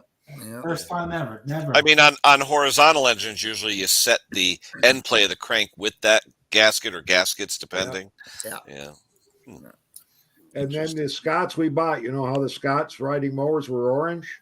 Yeah, the John This Deere guy, Scott. this guy also painted cars. He painted it metallic mauve, Mauve, like pinkish, like purplish. purplish, light purple, mauvey color. Why? For his wife? Or for, Yeah, he said it was for his wife. When we sold it for 19. I bought it for 100, or I bought it for $50 running with a rotted deck. Lucky enough, picked up a deck for $100 from one of the local shops that had bad spindles. Yeah. Took the spindles out of the rotted one, put it on. I think Jake and I had maybe 150 into it, plus the gasket when he tore it apart, and sold it for $19.50. And the guys, wow. I think he's had it 6 years now. 1956. Wow. Jason, calm down, buddy. Listen, I'm not. No, because Ken knows. I told you, I'm the only one that charges good money. Everybody gives stuff away. So Hank and I can't get $500. No. Hey, Jason, that's 1,900 Canadian though. Yeah, That'll Yeah, make but you feel that's better. still Yeah, a but what's lot that? of money. 1,500 US? yeah. Yeah. Probably something like that. Like push mowers around here, people are asking $150 for a relatively, Yeah. and not fully serviced. It Like seems people- like there's going to be big demand this year. I've already gotten like 10 calls. Do you have any Yeah. push mowers? Yeah. Oh no, it's going to be major. We've Yeah. got people emailing us, when are we getting ours out of storage? Yeah. Because Jason, you were saying what, $400 or $500 just for a push mower? Yeah. Yeah, Well, brand new go to Home self-propelled Depot or Lowe's. $500. Over Check more. out the prices. You Yeah. know, $3,600 for a riding mower. $3,600. That's Yeah, how much. That's how much new ones are now. Yeah, 30 2 years ago they were $1,200. Yeah. Yeah. Yeah, it's Yeah, great. Last look year at they were those. 2,500. What are they this year? 36 for your standard. 36. 42? Well, look at that. What is it? The MTD push mower with the plastic front and back piece, that real cheap one. That's Yep. like $300. Yeah, those are the ones that are 500. Well, not enough. They're 500. No, but these are one non-self-propelled. Just and the deck will rot in like a year. because nobody Cleans cleans them. it. Yeah, yeah. Mhm. Hey, The hey, 30 Jason, I got a question for you because I know you're a flipper, right? Yep. That's not even derogatory. That's awesome. A lot of people do that, right? No, Make no, money no. on that. Okay, so because of the riding lawnmower and even push mower, how much more, like we were just talking about, they're so much more expensive now. Do you find that maybe in the last year or two that you are selling more used stuff now because of the new stuff is so expensive now? More people are buying used stuff from you to save money. So I don't think cost was like, we're stemming from, the C word. You know what I'm saying? I don't know if we're allowed to say it, but that thing. Well, it starts with C and it ends with Ovid. Yes, Yeah. that we were never. That was the best it has ever been. Now, talking about that now, it's nothing. We're busy. I feel we're atypical. But then again, this is our first full year doing tractors start to finish. So it's going to seem like we're busy, but we're just really overwhelmed, and it's not even the spring break yet. Between repairs, flipping, and then she started selling parts. So she's like, and she's bringing home equipment on purpose that's junk. That is junk. And she's like, well, we sell these parts. So, fix the lawnmower, make a video so I could sell the parts, and see you later. Love you. Bye. Wow. And I'm like, what are you doing? Well, you can't do this to me. You get on camera. You make the video. Yeah. But She brings home shit for you and says, "Here, Jason, fix it." yeah, Hey, but so- she's the only one I know, and I'll never forget this. On the side of the road in dress clothes, Yeah. picking up a mower Yeah. and being pissed off because she forgot the bag. I remember that Well, video. I actually think remember Steve's that. right. I think you're going to find that there's a lot of people out there that are looking for used equipment, but Yeah. fully serviced. Yeah. From a reputable repair shop that, like, we get calls all the time for lawnmowers if we've got anything for sale, only because we've sold some relative something Yeah. that's still running 5 years later. Yeah. And they only, they might not have brought it back for service. Some of them we get 3 years later, some of them 4 years later, but never annually. Yeah. And normally it's, sharpen the blade, clean the bottom of the deck, undercoat it again for them, clean it up, clean the carb, change the oil, air filter, and away they go, and they're good for another 5 years. Yeah. But like the thing with us, like stemming back to Steve, like when people make us offers, I use the price of new as a bargaining tool. Yeah. So when they make an offer, especially on something that either we service, it's like, listen, if you want a brand new tractor, it's going to be over $2,500 plus tax. Now you're looking at close to $3,000. Yep. And it doesn't come with the bagger, which is an additional purchase. We include, because she sells mulching kits, brand new in the box mulching kits, which is more money on top of that, and like other stuff. And an extra set of keys. We have the manual printed out for them so they could further maintenance it. So it's like, it doesn't get any newer than that. Yeah. But what Kenny likes to do is value added. Yeah. We add a lot of value to our machine. So like when you say we're a flipper, that's fine. I'm not derogatory to it. When you get a machine from us, we're very transparent about But it. you're almost but you go to the next level, Jason. You do Yes, more of like exactly. a resto mod / Yeah, you know what I mean? You will not get Yeah. if you buy a machine from us that we advertise that is service. It does not get any newer Or cleaner. Better You than clean the hell out of them. Yes. Yeah. Other than that one that's leaking from the sump, right? Yeah.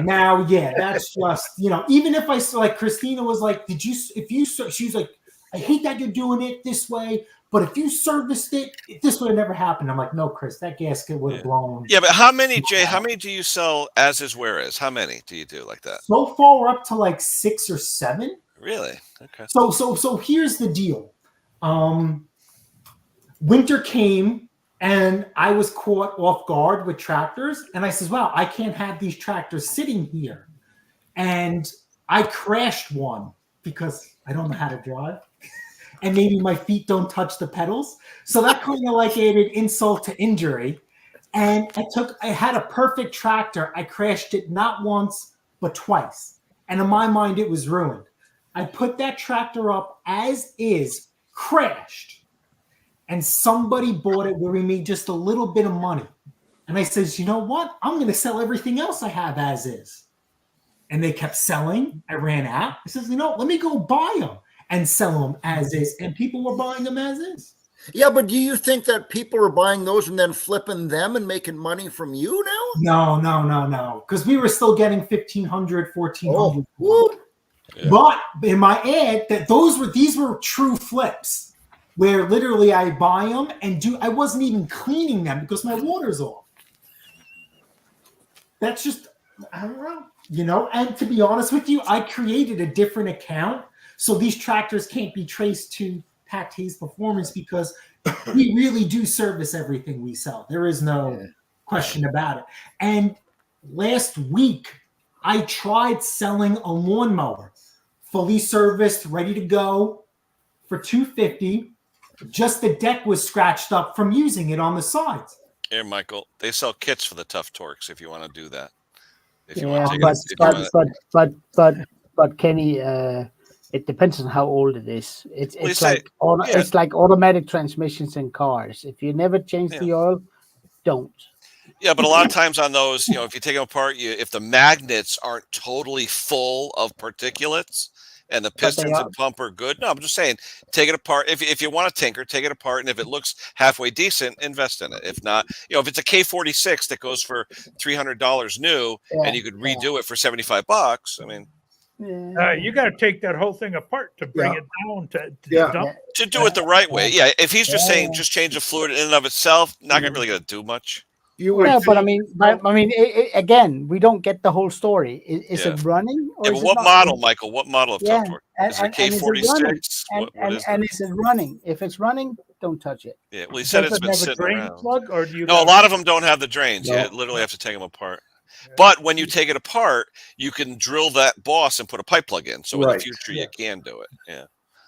But you would think that certain ones. Some manufacturer would build one with a drain plug in the transmission with an easy accessible fill port. Well, just like the Volkswagens with no dipsticks, right? Yeah. Anywho, I plan on drilling a big hole in my fender to get to that fill plug, so I can pull it out. Well, you talk about fenders. My buddy had a Subaru. The headlamp bulb went out. Yeah, take off the inner fender, half of the front end, and then you got to replace the whole assembly for $800. Yeah, ridiculous. That's engineers at their finest. Oh my God! Changed the light bulb on my wife's Malibu, $250. I know. We just got a Cub Cadet 30-inch. The gate. They call them gate riding mowers. They'll go through a gate only 30 inches wide. Yeah, and the lady is kind of. I guess she's somewhat handicapped where she says she can't bend over because her battery wasn't recharging. So the quick fix was, look, just take a battery tender, put it on, and your battery will always be charged and it'll fire up, cut your grass, put it back in, put the battery tender on it to keep it charged. No, I want it fixed. So we take the flywheel off and there's 3 magnets inside that are broken. The broken pieces damaged the coil on the inside, the stator coil. So the flywheel's $294. That's what we're selling it to her for, plus tax. And the stator's $150. So Plus there's labor. like $450, not including labor, that she's going to pay in parts. And Yeah. she says, I want it fixed. Now, back in the old day, not that long ago, those mowers were selling for $1,000 plus tax here in Canada. Mhm. Now they're selling for $1,900 plus 13% tax. Crazy. Same lawnmower. 13%. That's our HST. Wow. That's Now, our I know what's over called you got harmonized sales VAT. tax. What is it? Well, originally we had a GST, Yeah. and then it changed to HST, and it went up because originally it was a 7% tax, but then there were other taxes. So they, in all wisdom, they called it an HST, which is a harmonized sales tax. No, when you say harmonized, meaning the state gets the local, the this, the that. Yeah, Okay. and that covers. So everything we buy, we pay 13% on. Is that all across Canada or just your Well, province? that's in Ontario for sure. You guys need a napkin to dry your eyes? or Yeah, I something know. With your milk. And then on April, We pay- April we the pay- 1st, I paid 25%. So yeah, can it? on April the 1st, automatic increase in our alcohol taxes is 5%. So now any alcohol in Ontario is above 50% in taxes now. Wow. So if you pay $20 for a bottle of wine or something, over $10 is taxes just for that bottle of Wow. wine. What about you, Steve, over there? What's tax over there in Vancouver? We still got GST and PST mixed together. Yeah, we don't changed have ours the to HST, harmonized. Yeah. Wow. Yeah, it's like 7% PST, 5% GST. Yeah, so it's still 12, 13%. Yeah. See, here in Connecticut, 6.35, which is state sales tax. We don't have any federal or anything as far as sales tax. Yeah. And some states have, every state can have their own different. You'll have some states are 8, 9%, some states are 4%. All depends on Wow. where you go. So Wow. Klaus, are you serious? You're Yes, I am freaking Yeah. serious. Oh, yeah, when we 25%. ship, Klaus, 20%. tell them about when we ship something over to you, what you got to do. Well, yeah, Oh. but what about the tax, like sales tax? So if you go, Sales you tax, go 20, buy- sales tax VAT, 25%. Yeah, Yeah. it's so crazy. you go buy a tool for Yes. $10, you have to pay an extra. $12.50. 12.50. Yeah. Wow. What do you pay for a gallon of fuel, Klaus? Hold on. I need a calculator. Listen. I think it was around $6 US, I think. Yeah, Oh, listen hold to on. this one. A gallon of fuel. But are you talking gas or diesel, Wayne? No, gasoline. Gasoline. 2.6. Petrol for all of our American. There you go. Divided. UK Let's say and the exchange Australia. is 7. I pay almost $8 a gallon. $8. You like So- United, so equivalent guys- to United so guys- States dollars? You would think he's in California. But that they only pay 5. Oh, I heard they were paying 8 in That was California. that was It depends. Well, it depends. If you're in the heart of LA, yes. Yeah. around Yeah. LA now it's $5 a gallon. I just been there. Yeah. So, Here in Connecticut, it's $3. And we yeah, bitch about that. Yeah. So yeah, go F yourself because I pay the most. Wait, Klaus, hold on. Was that a comment for the whole audience or? Well, anyone not from here. Go after Oh, by the way, I pay 46% in income tax. So yeah. Sit down No and relax. way. Yes, way. But whoa, hold on. But part of that is your health care and things like that, right? Of course. Okay. Yeah, in Ontario, basically we're taxed at I don't know, just an average is like 33 to 35% income tax. Yeah, But income if you tax is really 30. look at it, with all the taxes you're paying, And for you have every your dollar you social make, you're spending about 50%. You're getting to save maybe 50% of your money, and hopefully you don't have a mortgage, and hopefully you don't have to buy groceries, and hopefully you don't need this and you don't need that, because if the car breaks me, down, there's so many people that got to go into debt to fix a car to go to work. Hold on, let me just do this. See, for you Al, here. now you can go on. Hold on. I just bought myself a brand new Toyota Corolla. You know, like the Japanese version of a Volkswagen, the car Yeah. everybody should have. It's a crappy little car. It's not big. It's drives okay. Toyota's a good car. Yeah, hold on. Yeah, You wait till got you it? hear what he paid for it.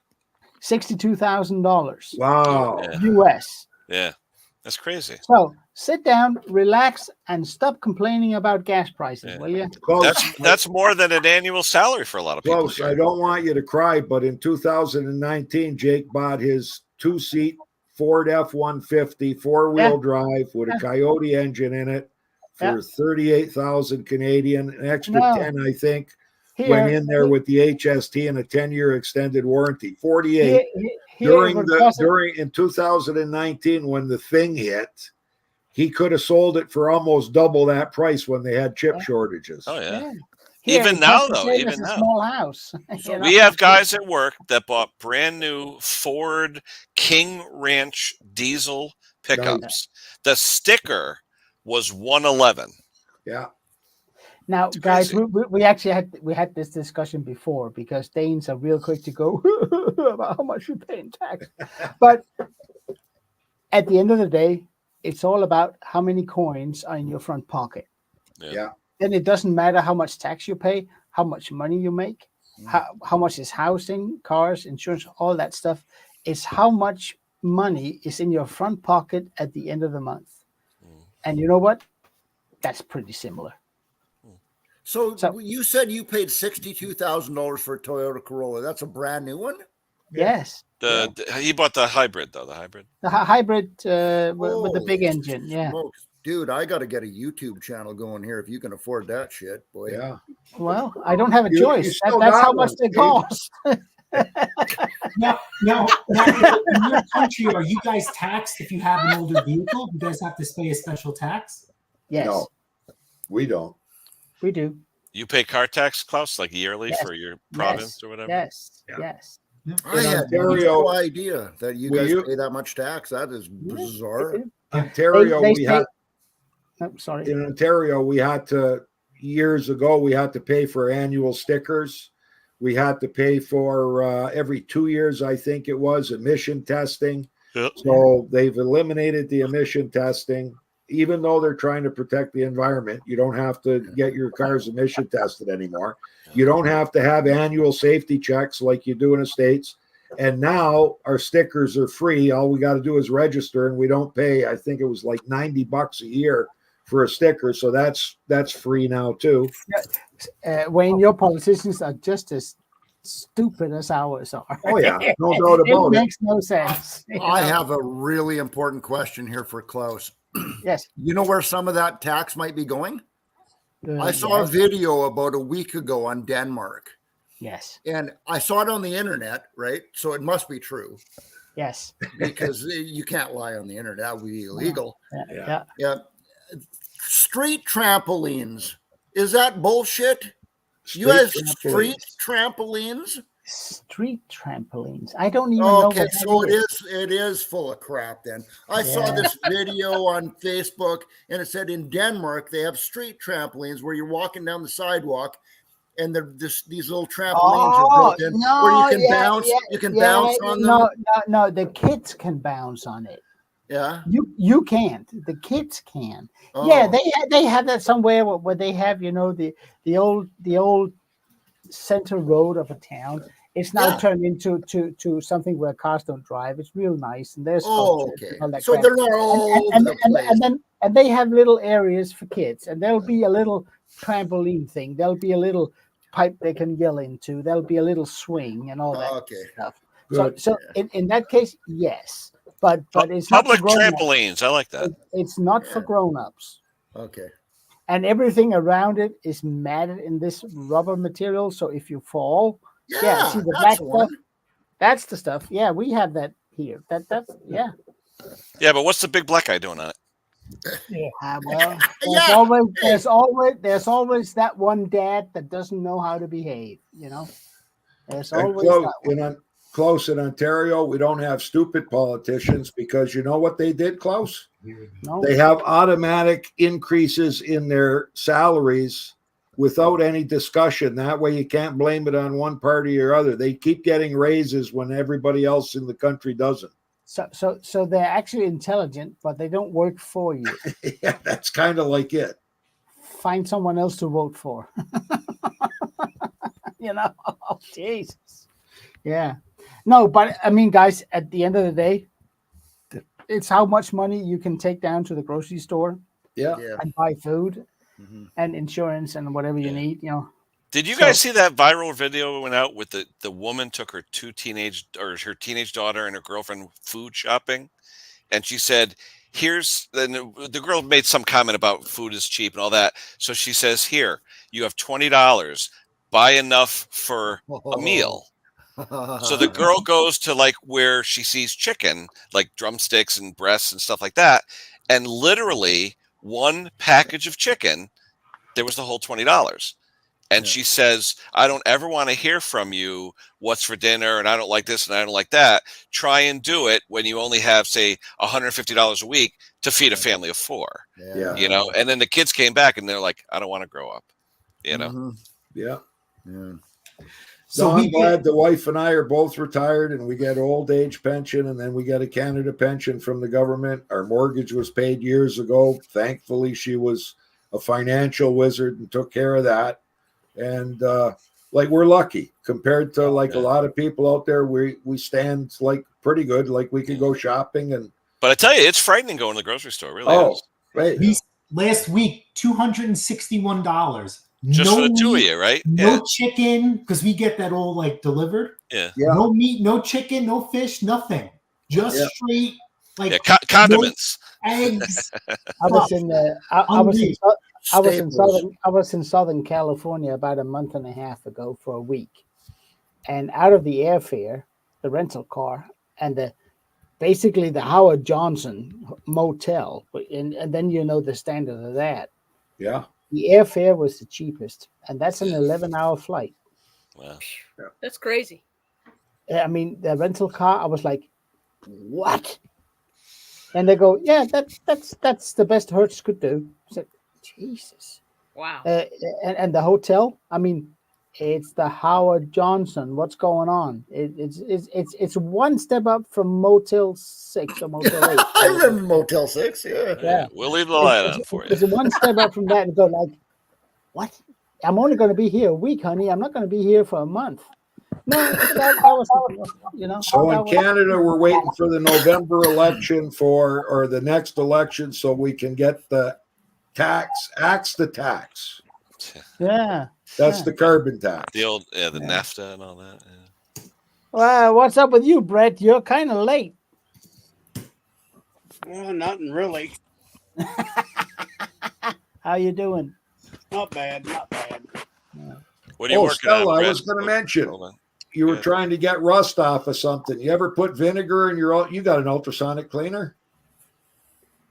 Yeah, but Yes. you put it Yeah, in I the use cleaner or vinegar in a for lots jar of in the things. cleaner? I've put I- some rusted parts into an ultrasonic cleaner with pickling vinegar in it and Yeah. eats the rust right away. Clean as a Yep. whistle. Evaporust. I do guys. that. Evaporust. The vinegar does better than Evaporust in an ultrasonic cleaner. Right. Although Well, the that's- shop, you can't breathe very good in the shop. I was going to say, It's it hard smells to like, breathe. a salad. Well, yeah. that's what I did with this little tank right here. You know, just vinegar, water, and ball bearings. Yeah, and, and that I- tank, I don't think you can buy that tank anymore, right? No, Or no, am I Right. it's right not- or wrong? no, they don't make. Yeah, discontinued because No, I saved about 3 of them. and I did this rather than putting it in my dryer with nuts and bolts. You know, because Yeah. I was just afraid it might be too thin in some places. Yeah. But you know, I got a whole mess of ball bearings that seem to be just fine. It took me about 4 or 5 sessions. You know, just shake. You know, I shaking my when I hand. get those, I rinse them out with the soapy water to get any oils out of it. I Yeah. fill it up to the brim with Evaporust, and I leave it there Right. for 4 days. Right. It is Like, mint. hey, Hank, I got to go let the cat out. I'll be right back. Oh, Yeah. No, I mean I leave it there for 4 days, and it is mint. question, no, Klaus, do you cover it? Do you actually cover it to keep it airtight? Yeah, Because it's, yeah, no, no, water based, so it will it's evaporate. water based. It will evaporate. So I usually Yeah. just put a plastic bag over the whole thing. Yeah. And I usually set it up in my vise because it Yep. usually has that. Well, they say And- that the darker it gets, the less effective it is, but you can't add water to it if it has evaporated. Yeah, you can, but you basically Well, shouldn't. the thing, but the but, thing but I it can found, it can actually turn pretty dark before it stops working. well, the thing Yeah. I found is that it leaves, you know, not really a residue, but like chunks of stuff. So that's why I like to use, Yeah. you know, just ball bearings just to knock those chunks off. Yeah. And that's a There, good and move. then the I do black that stuff. too. If there's any flakes in there, Mm. but usually if the flakes are all rust, I mean iron oxide, it dissolves. I tell you, still the best video I've seen in quite a long time about cleaning a tank is James Condon's 1950 green generator that he did, the home light generator. That tank was the nastiest thing you've ever seen. And by the time he was done, like new. Yeah. You know, Yeah. yeah. But he took Well, I was, probably 4 days and about But maybe he- 4 or 5 hours of working on it. But he finished off with evaporust. He did use Everest, but just the way he went in there, you know, with the nuts and bolts and this and that, and yeah. then he did other solutions. But by the time he was done, it was like brand new. Yeah. Yeah. Well, this No. one looks really good now. I mean, I got all the rust off. Basically, it was, you know, where I really couldn't shake it around, and you know, the top edge of it. So that's why I was able to get it Yeah. upside down, Yeah. get it sealed up, and it turned out pretty good. I'm happy with it. Let me put it that way. If you ever want to paint something that's galvanized, use vinegar. That's what we used to use in the ductwork. You use Yeah. vinegar to break down the surface, and you can Yeah. paint it no problem. Right. Otherwise, the paint And doesn't. if you ever see a paint shaker for sale at a garage yeah. sale, Red grab it. Red All right. Devil brand, a Red Devil paint shaker. Great for Yeah, great that- for Don't shading. don't buy I the know- ones at Home Depot. They tried doing that at my company to cheap out, and they lasted about a week. Yeah, It I shook made itself my apart. own. Yeah, I made true. my own. You know, with that funnel thing on. No, on but the that's for floor. a can of paint. I'm saying for like a gallon of paint. Oh, You know. Big Yeah. giant. No, Yeah. but what we've done too in a pinch, we'll take a motor, put an eccentric on it, you know. Yeah. But over time, you're going to kill the motor bearings. But still, Right. you know, sometimes you could take a good horsepower motor and a jack shaft and put an eccentric on the jack shaft, and then attach a plate to that and let it just shake the hell Yeah. out of it. You know. So you So can what do was the problem with the paint or what? shakers at Home Depot? Were they just They worn out? no Chinesium. They just shake apart. The fasteners break, the Oh. rod, everything. It's not made for commercial duty. Like where we are, we're shanking paint 20 hours a day. You know what I mean? 'Cause Gotcha. we're painting all kinds of stuff. Mick Hardy's got a question. What's he got? Well, it's something about small engines. I thought I said something about Hard's trimmer. How much? What are you using though for your hedge trimmer? Are you using a Dremel with a stone? Are you using? I've seen guys use a 4-inch angle grinder and just go wipe Zip, to zip, do the. zip, zip, zip, zip, Yeah, zip. like that. It all Yeah. depends. I mean, if you're going to do that and sharpen it in 3 minutes, you know, charge $20. But I'm saying if you're going to take the time to do it right, like when I do it, I'll literally take the trimmer apart, take the blades apart, I'll clean them, I'll sharpen each one with an exact angle. I'll take the time and I'll charge $40. Yeah. And servicing the steel blower, that's easy. Cost of plug, I'm hitting it just like a filter, mower and blade. tank filter, and then half an hour. Yeah, Next. I've got a steel blower that just came in today. One of the guys who works for me, a landscaper, gives him wood, and he says, "Do you know anybody that fixes this shit?" And he says, "Yeah, Who gives who wood? Who gets wood? What was that? keep it clean." Now, anyway, no, what happened was this guy, he works for me. He's one of my Don't blame MRs. me. He's one of my mechanics, and he says, "Can you fix, you know, this?" I I said, "Of learned course I from the can." best. It's a BR 800 Magnum backpack. And when I took off the fuel cap, of course you get the, you know, from the heat or whatever. But inside, I swear to God, it looks like an aquarium. Oh no doubt. But, No doubt. Yeah. Kenny, then it's no longer a service. Now it's a repair. Oh yeah. I mean, you know, I'm gonna have to take the carb off, you know. Yeah, yeah. But those are the ones that have the dual fuel pickups and all that stuff. Yeah. So, Yeah, some of them do. And Yeah, boy, well- I fixed one of those one time. I strapped that thing on my back. I went in my neighbor's yard. As soon as I pulled the trigger, it like spun me around. Oh yeah. There's Yep. just not enough of me to handle that kind of torque. If you had a lazy Susan, right, you'd be spinning around like Dorothy Hamill. You know. No, but I mean, I had a long discussion with a customer because he called me up and says, Oh shit. Yeah, Hank, I gotta do it. Hold on. how much is a service? I said, well, if it's just a service, it's a plug, a filter, a tank filter, and half an hour. See. Oh, That's cheap. Yeah. It's not bad. Yeah, but see, it won't start. But see, now it's no longer a service. Now it's a repair. Yeah, So like when they all start. you price out like when you start pricing out jobs for yourself, I think it's good to ask others, but just like how I sell equipment is going to be different from what you guys sell equipment. So the dollar per hour rate varies. So I think what you should do is maybe contact a local shop or just see what other people are advertising in your area and then go what you think is fair off of that. I don't do that, Jason. I have a fixed hourly rate. And when I start a machine, I look at the clock, I do the machine, then I look at the clock, and then I add on the parts that I used. No, but how did you come up with your hourly rate? How about that?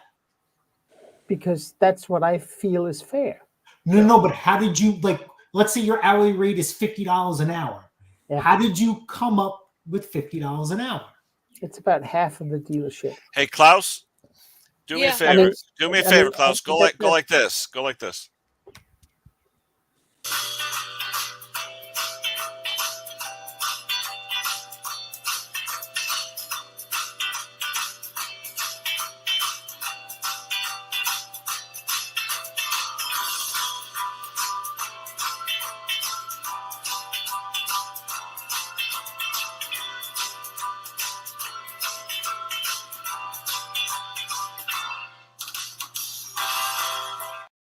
Okay, we're back.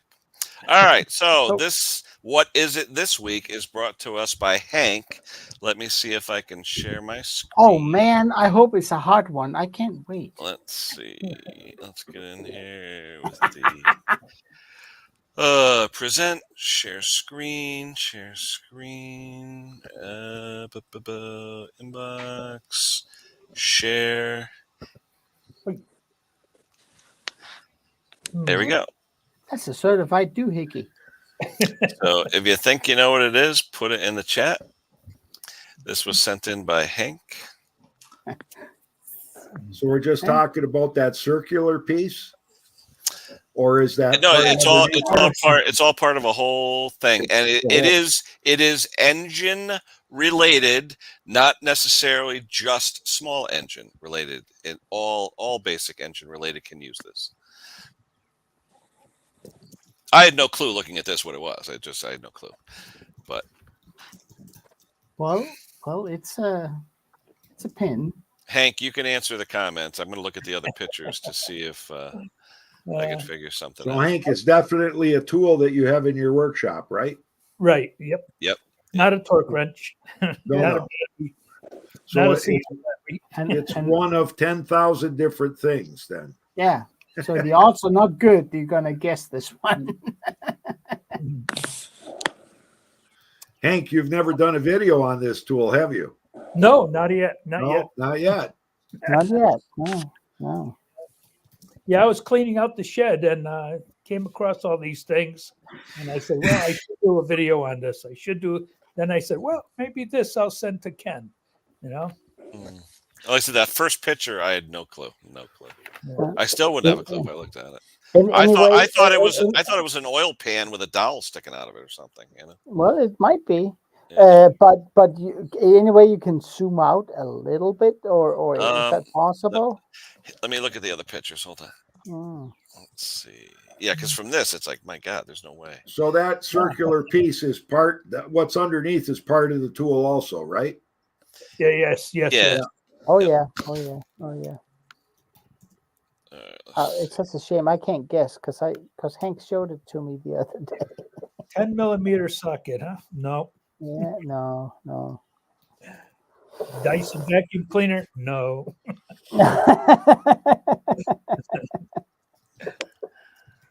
I'm trying to zoom in to see if there's something a little bit different. Oh, wait a minute. Hold on. I'm going to give you a hint. Hold on a second. Oh crap! I lost the chat. River gun? No. No. How do you lose the chat? Oh, you know what? Is that, I can't think of the word, but is that like a tube bender? No. No. No. It's not used to bend metal. So I know it's not a tube. It's not used to bend No. metal. No, No. you don't bend anything. Got me on that. Let me see.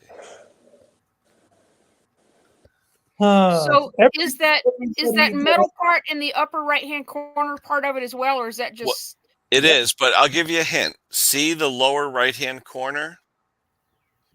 That brown thing? Yeah. That rotates. Good one, Ken. Good one. Yep. Because I wouldn't have known just looking at it. That rotates. It rotates. I can't really differentiate whatever that brown, it just looks like a shadow to me. I'll give you a hint. I'm not going to tell you what it is, but let's just say it's round and it rotates. Yeah. Looks like part of maybe a concrete saw, maybe. Close. Huh. But Close. no. You're in the ballpark as far as functionality, Yeah. but not nowhere near it in that regard. It's used when you put it this way: when you're rebuilding an engine, you should use one. Right. So You may a tool need to to work- use one. Tool to work You may on need to clutches. use one. Nope. I Not for clutches. hooked on classic. No. Ben. Put it this way: this tool, if you don't use it and you just rely on the parts as received, the engine may fail. Hey, Bruce. It's used to modify engine parts. Bruce How's is that? here. Bruce is here. Wow. It's Hey, used Bruce. to modify engine parts. Lapping, valve lapping, maybe. No. No. Oh, You are taking material off of something. That's Yeah. the only hint I'm going to give you. From that, you should get it. Not an engine stand. Not a Yeah. boring gauge. It's a disc that rotates. You have pins to align things. What are you doing?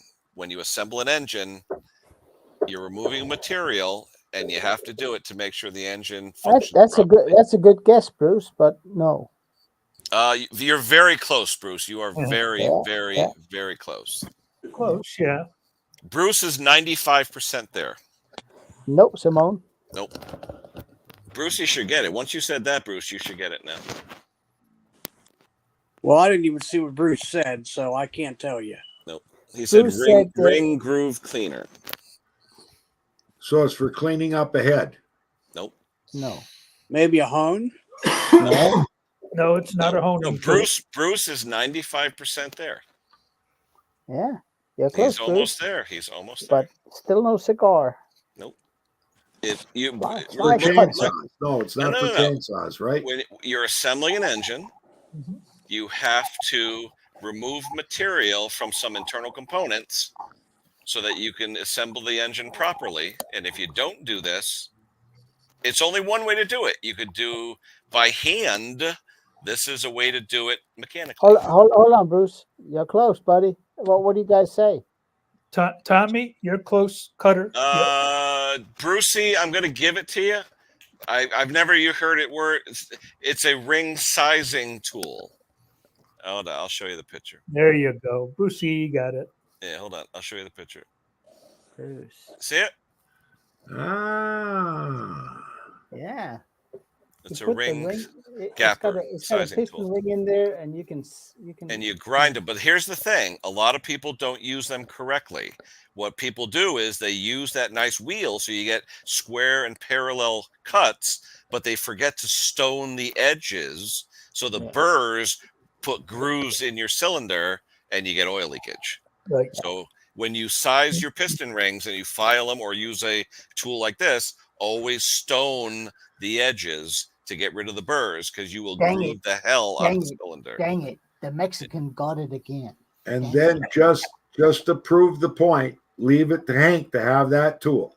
So, Yeah. You're no, the man, Hank. I thought that was a good one. But like I said, Yeah. I gave enough hints, but Bruce, Yeah, yeah. that's a good one. There was a whole bucket of rings in there too. Yeah. Wow. So yeah, you can do stone and compound. Yep. What I do is I have a piece of flat stock and I put emery on it and I go like, but then I take a stone. But the thing is, you have to keep it so it's parallel. I've done them where they're like at an angle like this by mistake. You just got to watch you don't take too much off, because then you get blow by. Right. So get a Jason new was set ring. asking earlier about rates.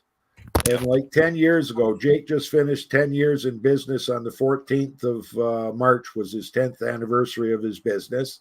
He started at $60 an hour, and he determined that rate based on what he figured was fair for the area, less than shops would charge, like substantially less, but a fair rate, noting that he's got an HST number, he's a registered business, so there's 13% that goes on top of that. So that 13% doesn't hurt companies that he works for because they can write it off, but the regular person can't write that 13 off. Right now, after 10 years, he's increased it to 80. Now, locally, we've heard, and we don't know, but locally, we've heard that the shops are charging 120 to 135 an hour, and they're taking 2 to 3 months to get equipment. Wow. Jake carries about $10,000 to $15,000 worth of inventory, and basically 99% of the time, you get your equipment back the same day or within 2 days. Yeah. It's in and out, unless we're waiting for parts. Yeah, that's Sounds like unheard he of needs here. to Usually charge it's a more money. week. Yeah, It's- normally we got stuff is in and out of here in a day or two, like it's Wow. gone. Yeah. But that's basically because now he's taking it by appointment only. Before it was like everything, but he got so busy, he just sets up appointments on what he wants to work on, when he wants to Right. work on it. Now, we also flip equipment, and if we put our hourly rate to what the flipping is, we'd never sell a piece. Yeah. So a part of the big Right. business when we're flipping something is we'll get scrappers showing up and they'll sell us lawnmowers for $10 a piece. Mhm. Some of them we buy them for the engine, some of them for the deck, some of them for the whole lawnmower. We totally fully service them and we sell them, but we sell them at a really good rate. Like whoever's buying a fully serviced machine off of Jake, they're getting a deal. They're getting a machine that normally would sell for 150. We're selling it for 110. Whoa. That person ends up, we still make a profit on it because we get a reduction in, like we have a savings on our parts prices because he's got contracts with suppliers, OEM suppliers. Briggs and Stratton is the worst. You don't have a big markup on them, but other ones, we've got a decent markup on them where we can give the customer a deal. Yeah. Plus, the more we buy from a certain customer, some of them reduce our cost by 10%. Because we spend over $10,000 a year with them, so they give us a 10% discount. So when we're selling these, flipping these pieces, those people end up becoming customers. Hey, let me ask you, Wayne, in Canada, do you get taxed on your inventory annually? I got a report, okay, because he's a registered company, we have to do minutes of an annual meeting.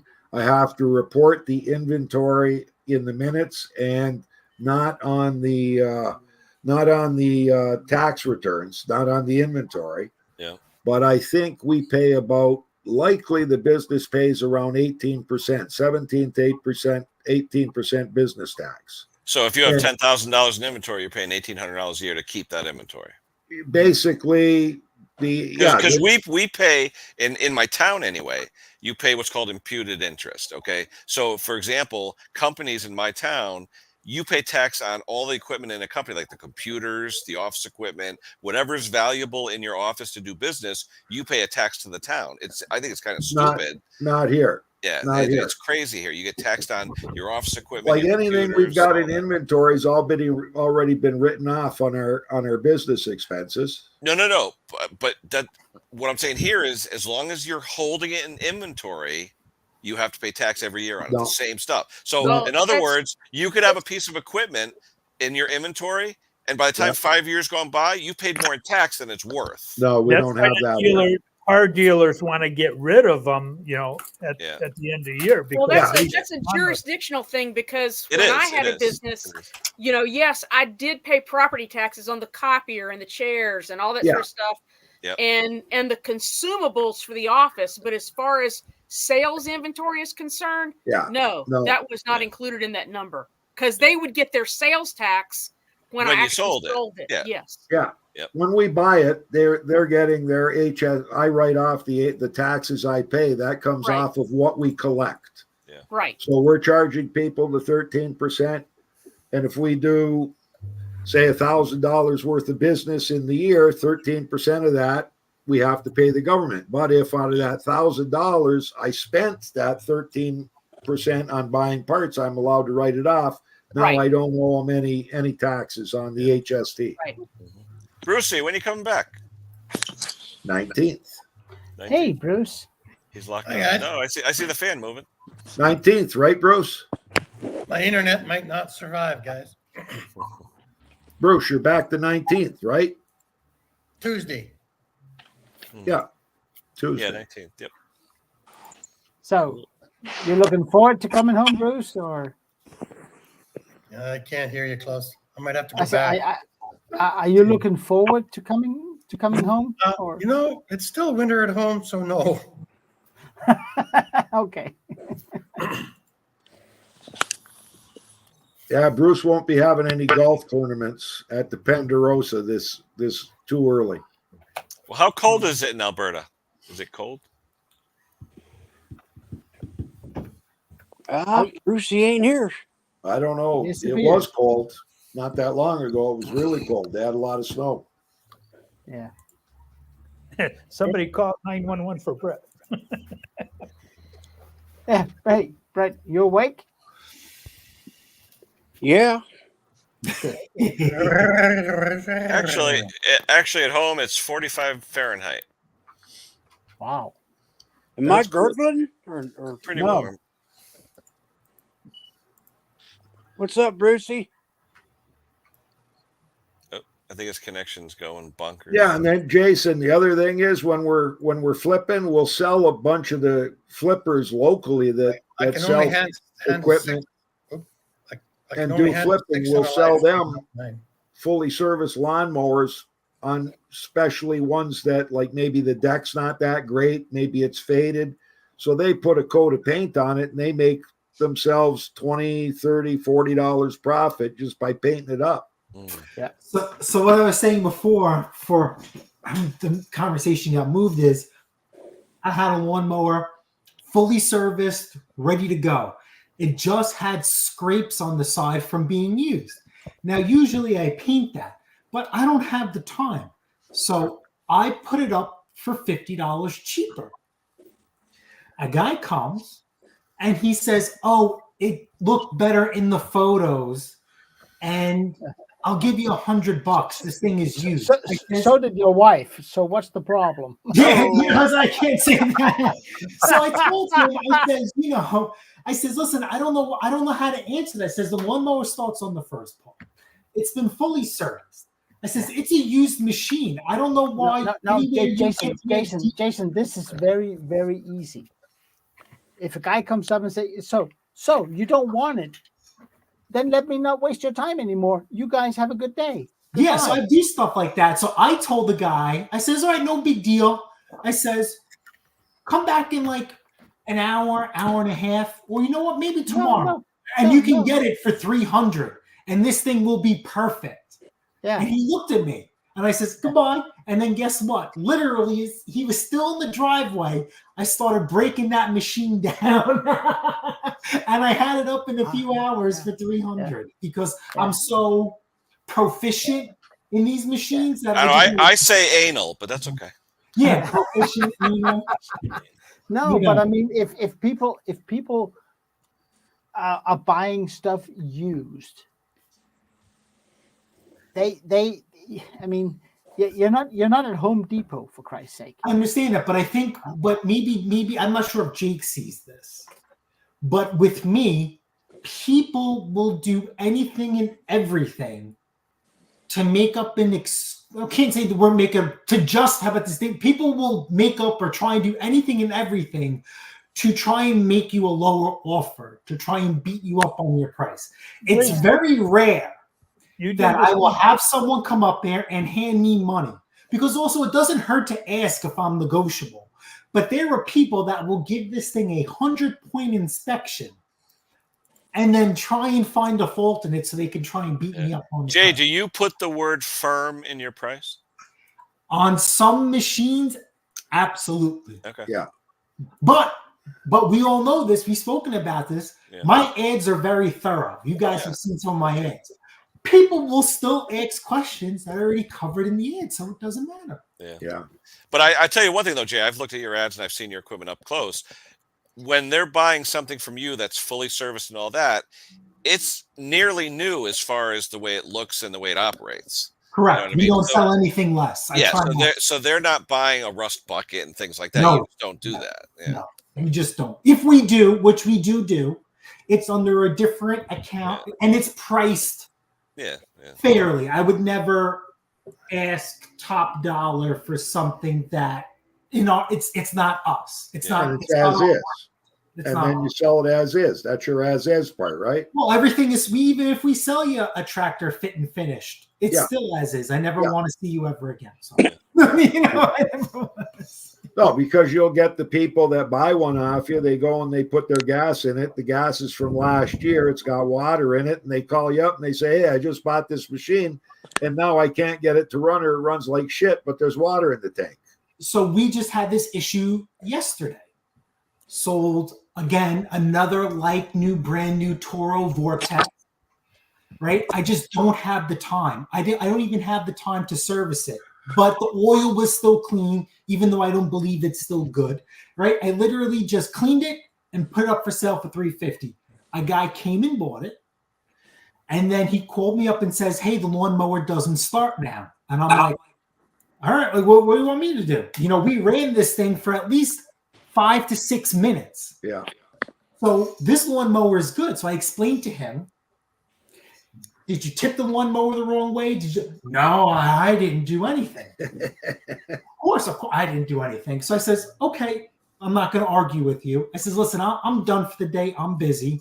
Let the mower sit for a day. You go to work and come back and try and start it. And guess what happened after work? It The started. lawnmower started. So what happened is, what I think, lawnmower detective, is he tipped the lawnmower the wrong way. Of course. Most likely fuel soaked the air filter. And now because it dried overnight, it starts up and runs fine. Yeah, or flooded the plug. Well, you could always see that in those Briggs E series. Every time the bottom of that oval element is always yellow. Yeah. So that's what I think he did. But would the customer ever admit that? No, they're never wrong. They're never wrong. Everything is you.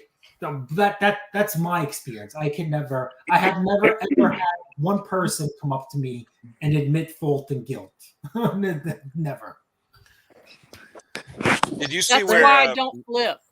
Mike was Same asking? thing if you- happens though when you fix equipment, Stella. You fix it, it's running perfect, it's got your fuel in it, and then you get the call, hey, I just bought this lawnmower off you and it doesn't Yes. run now and I paid you to fix it.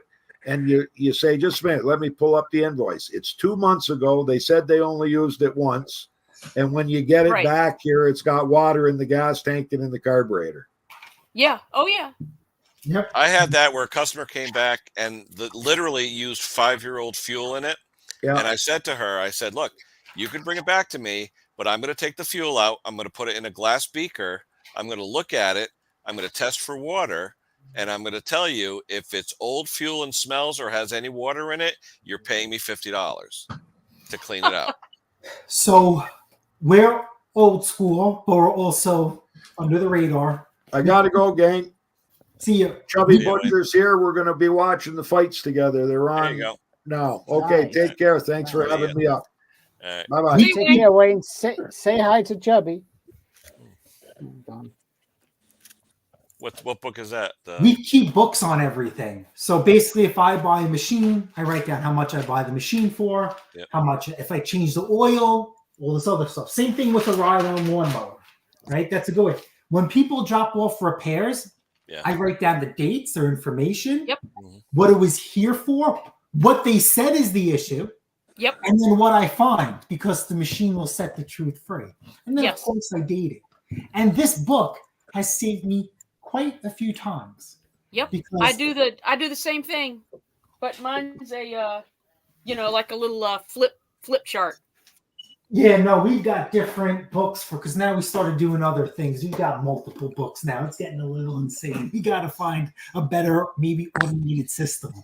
But I guess it's a good problem to have. But Yes. I really hate to sound like a negative person because I am a positive person. I don't trust anybody. And I rather have machines set the truth free. But when I sell you something, I don't know what you did with that machine. And I don't know if you guys remember last year, or was it the year before that? I sold this lady a $2,000 tractor, brand new. She actually paid $2,200 because I had to deliver it. Now, if you buy a machine from me, I am going to take the time and explain to you how to operate it, and that this machine is to be used for cutting grass and cutting grass only. This lady messages me a few days later while I'm at work, and it's like 20 messages because I didn't answer because I am at work. And she's telling me that the pulley from the deck keeps coming off, and she puts it back on. And the pulley or the belt? No, a pulley. How does a pulley come off? So I'm like, what the heck? How is this? And I'm like, did I put the pulley on loose? I'm like, oh, no way. I mean, but I can make mistakes. I'm open to that. Yeah. And she's like, I saved so much money. This is my life savings. And I'm like, oh, here we go. So I says, can you just send me a photo of what's going on? Because I'm not, I'm new to tractors, so I'm trying to visualize everything. She sends me a video. She has the lawnmower deck all the way to the ground. Yeah. So she's not cutting her grass. She's like rototilling. So what I'm thinking is that it only made sense to me. If I did leave it loose, I did leave it loose. But what I'm thinking is that deck is spinning full RPMs. And she's coming to an imperfect part. And she is stopping that deck. And then that deck, that jolt, potentially broke that bolt loose. So I had to explain to her using her pictures what's going on.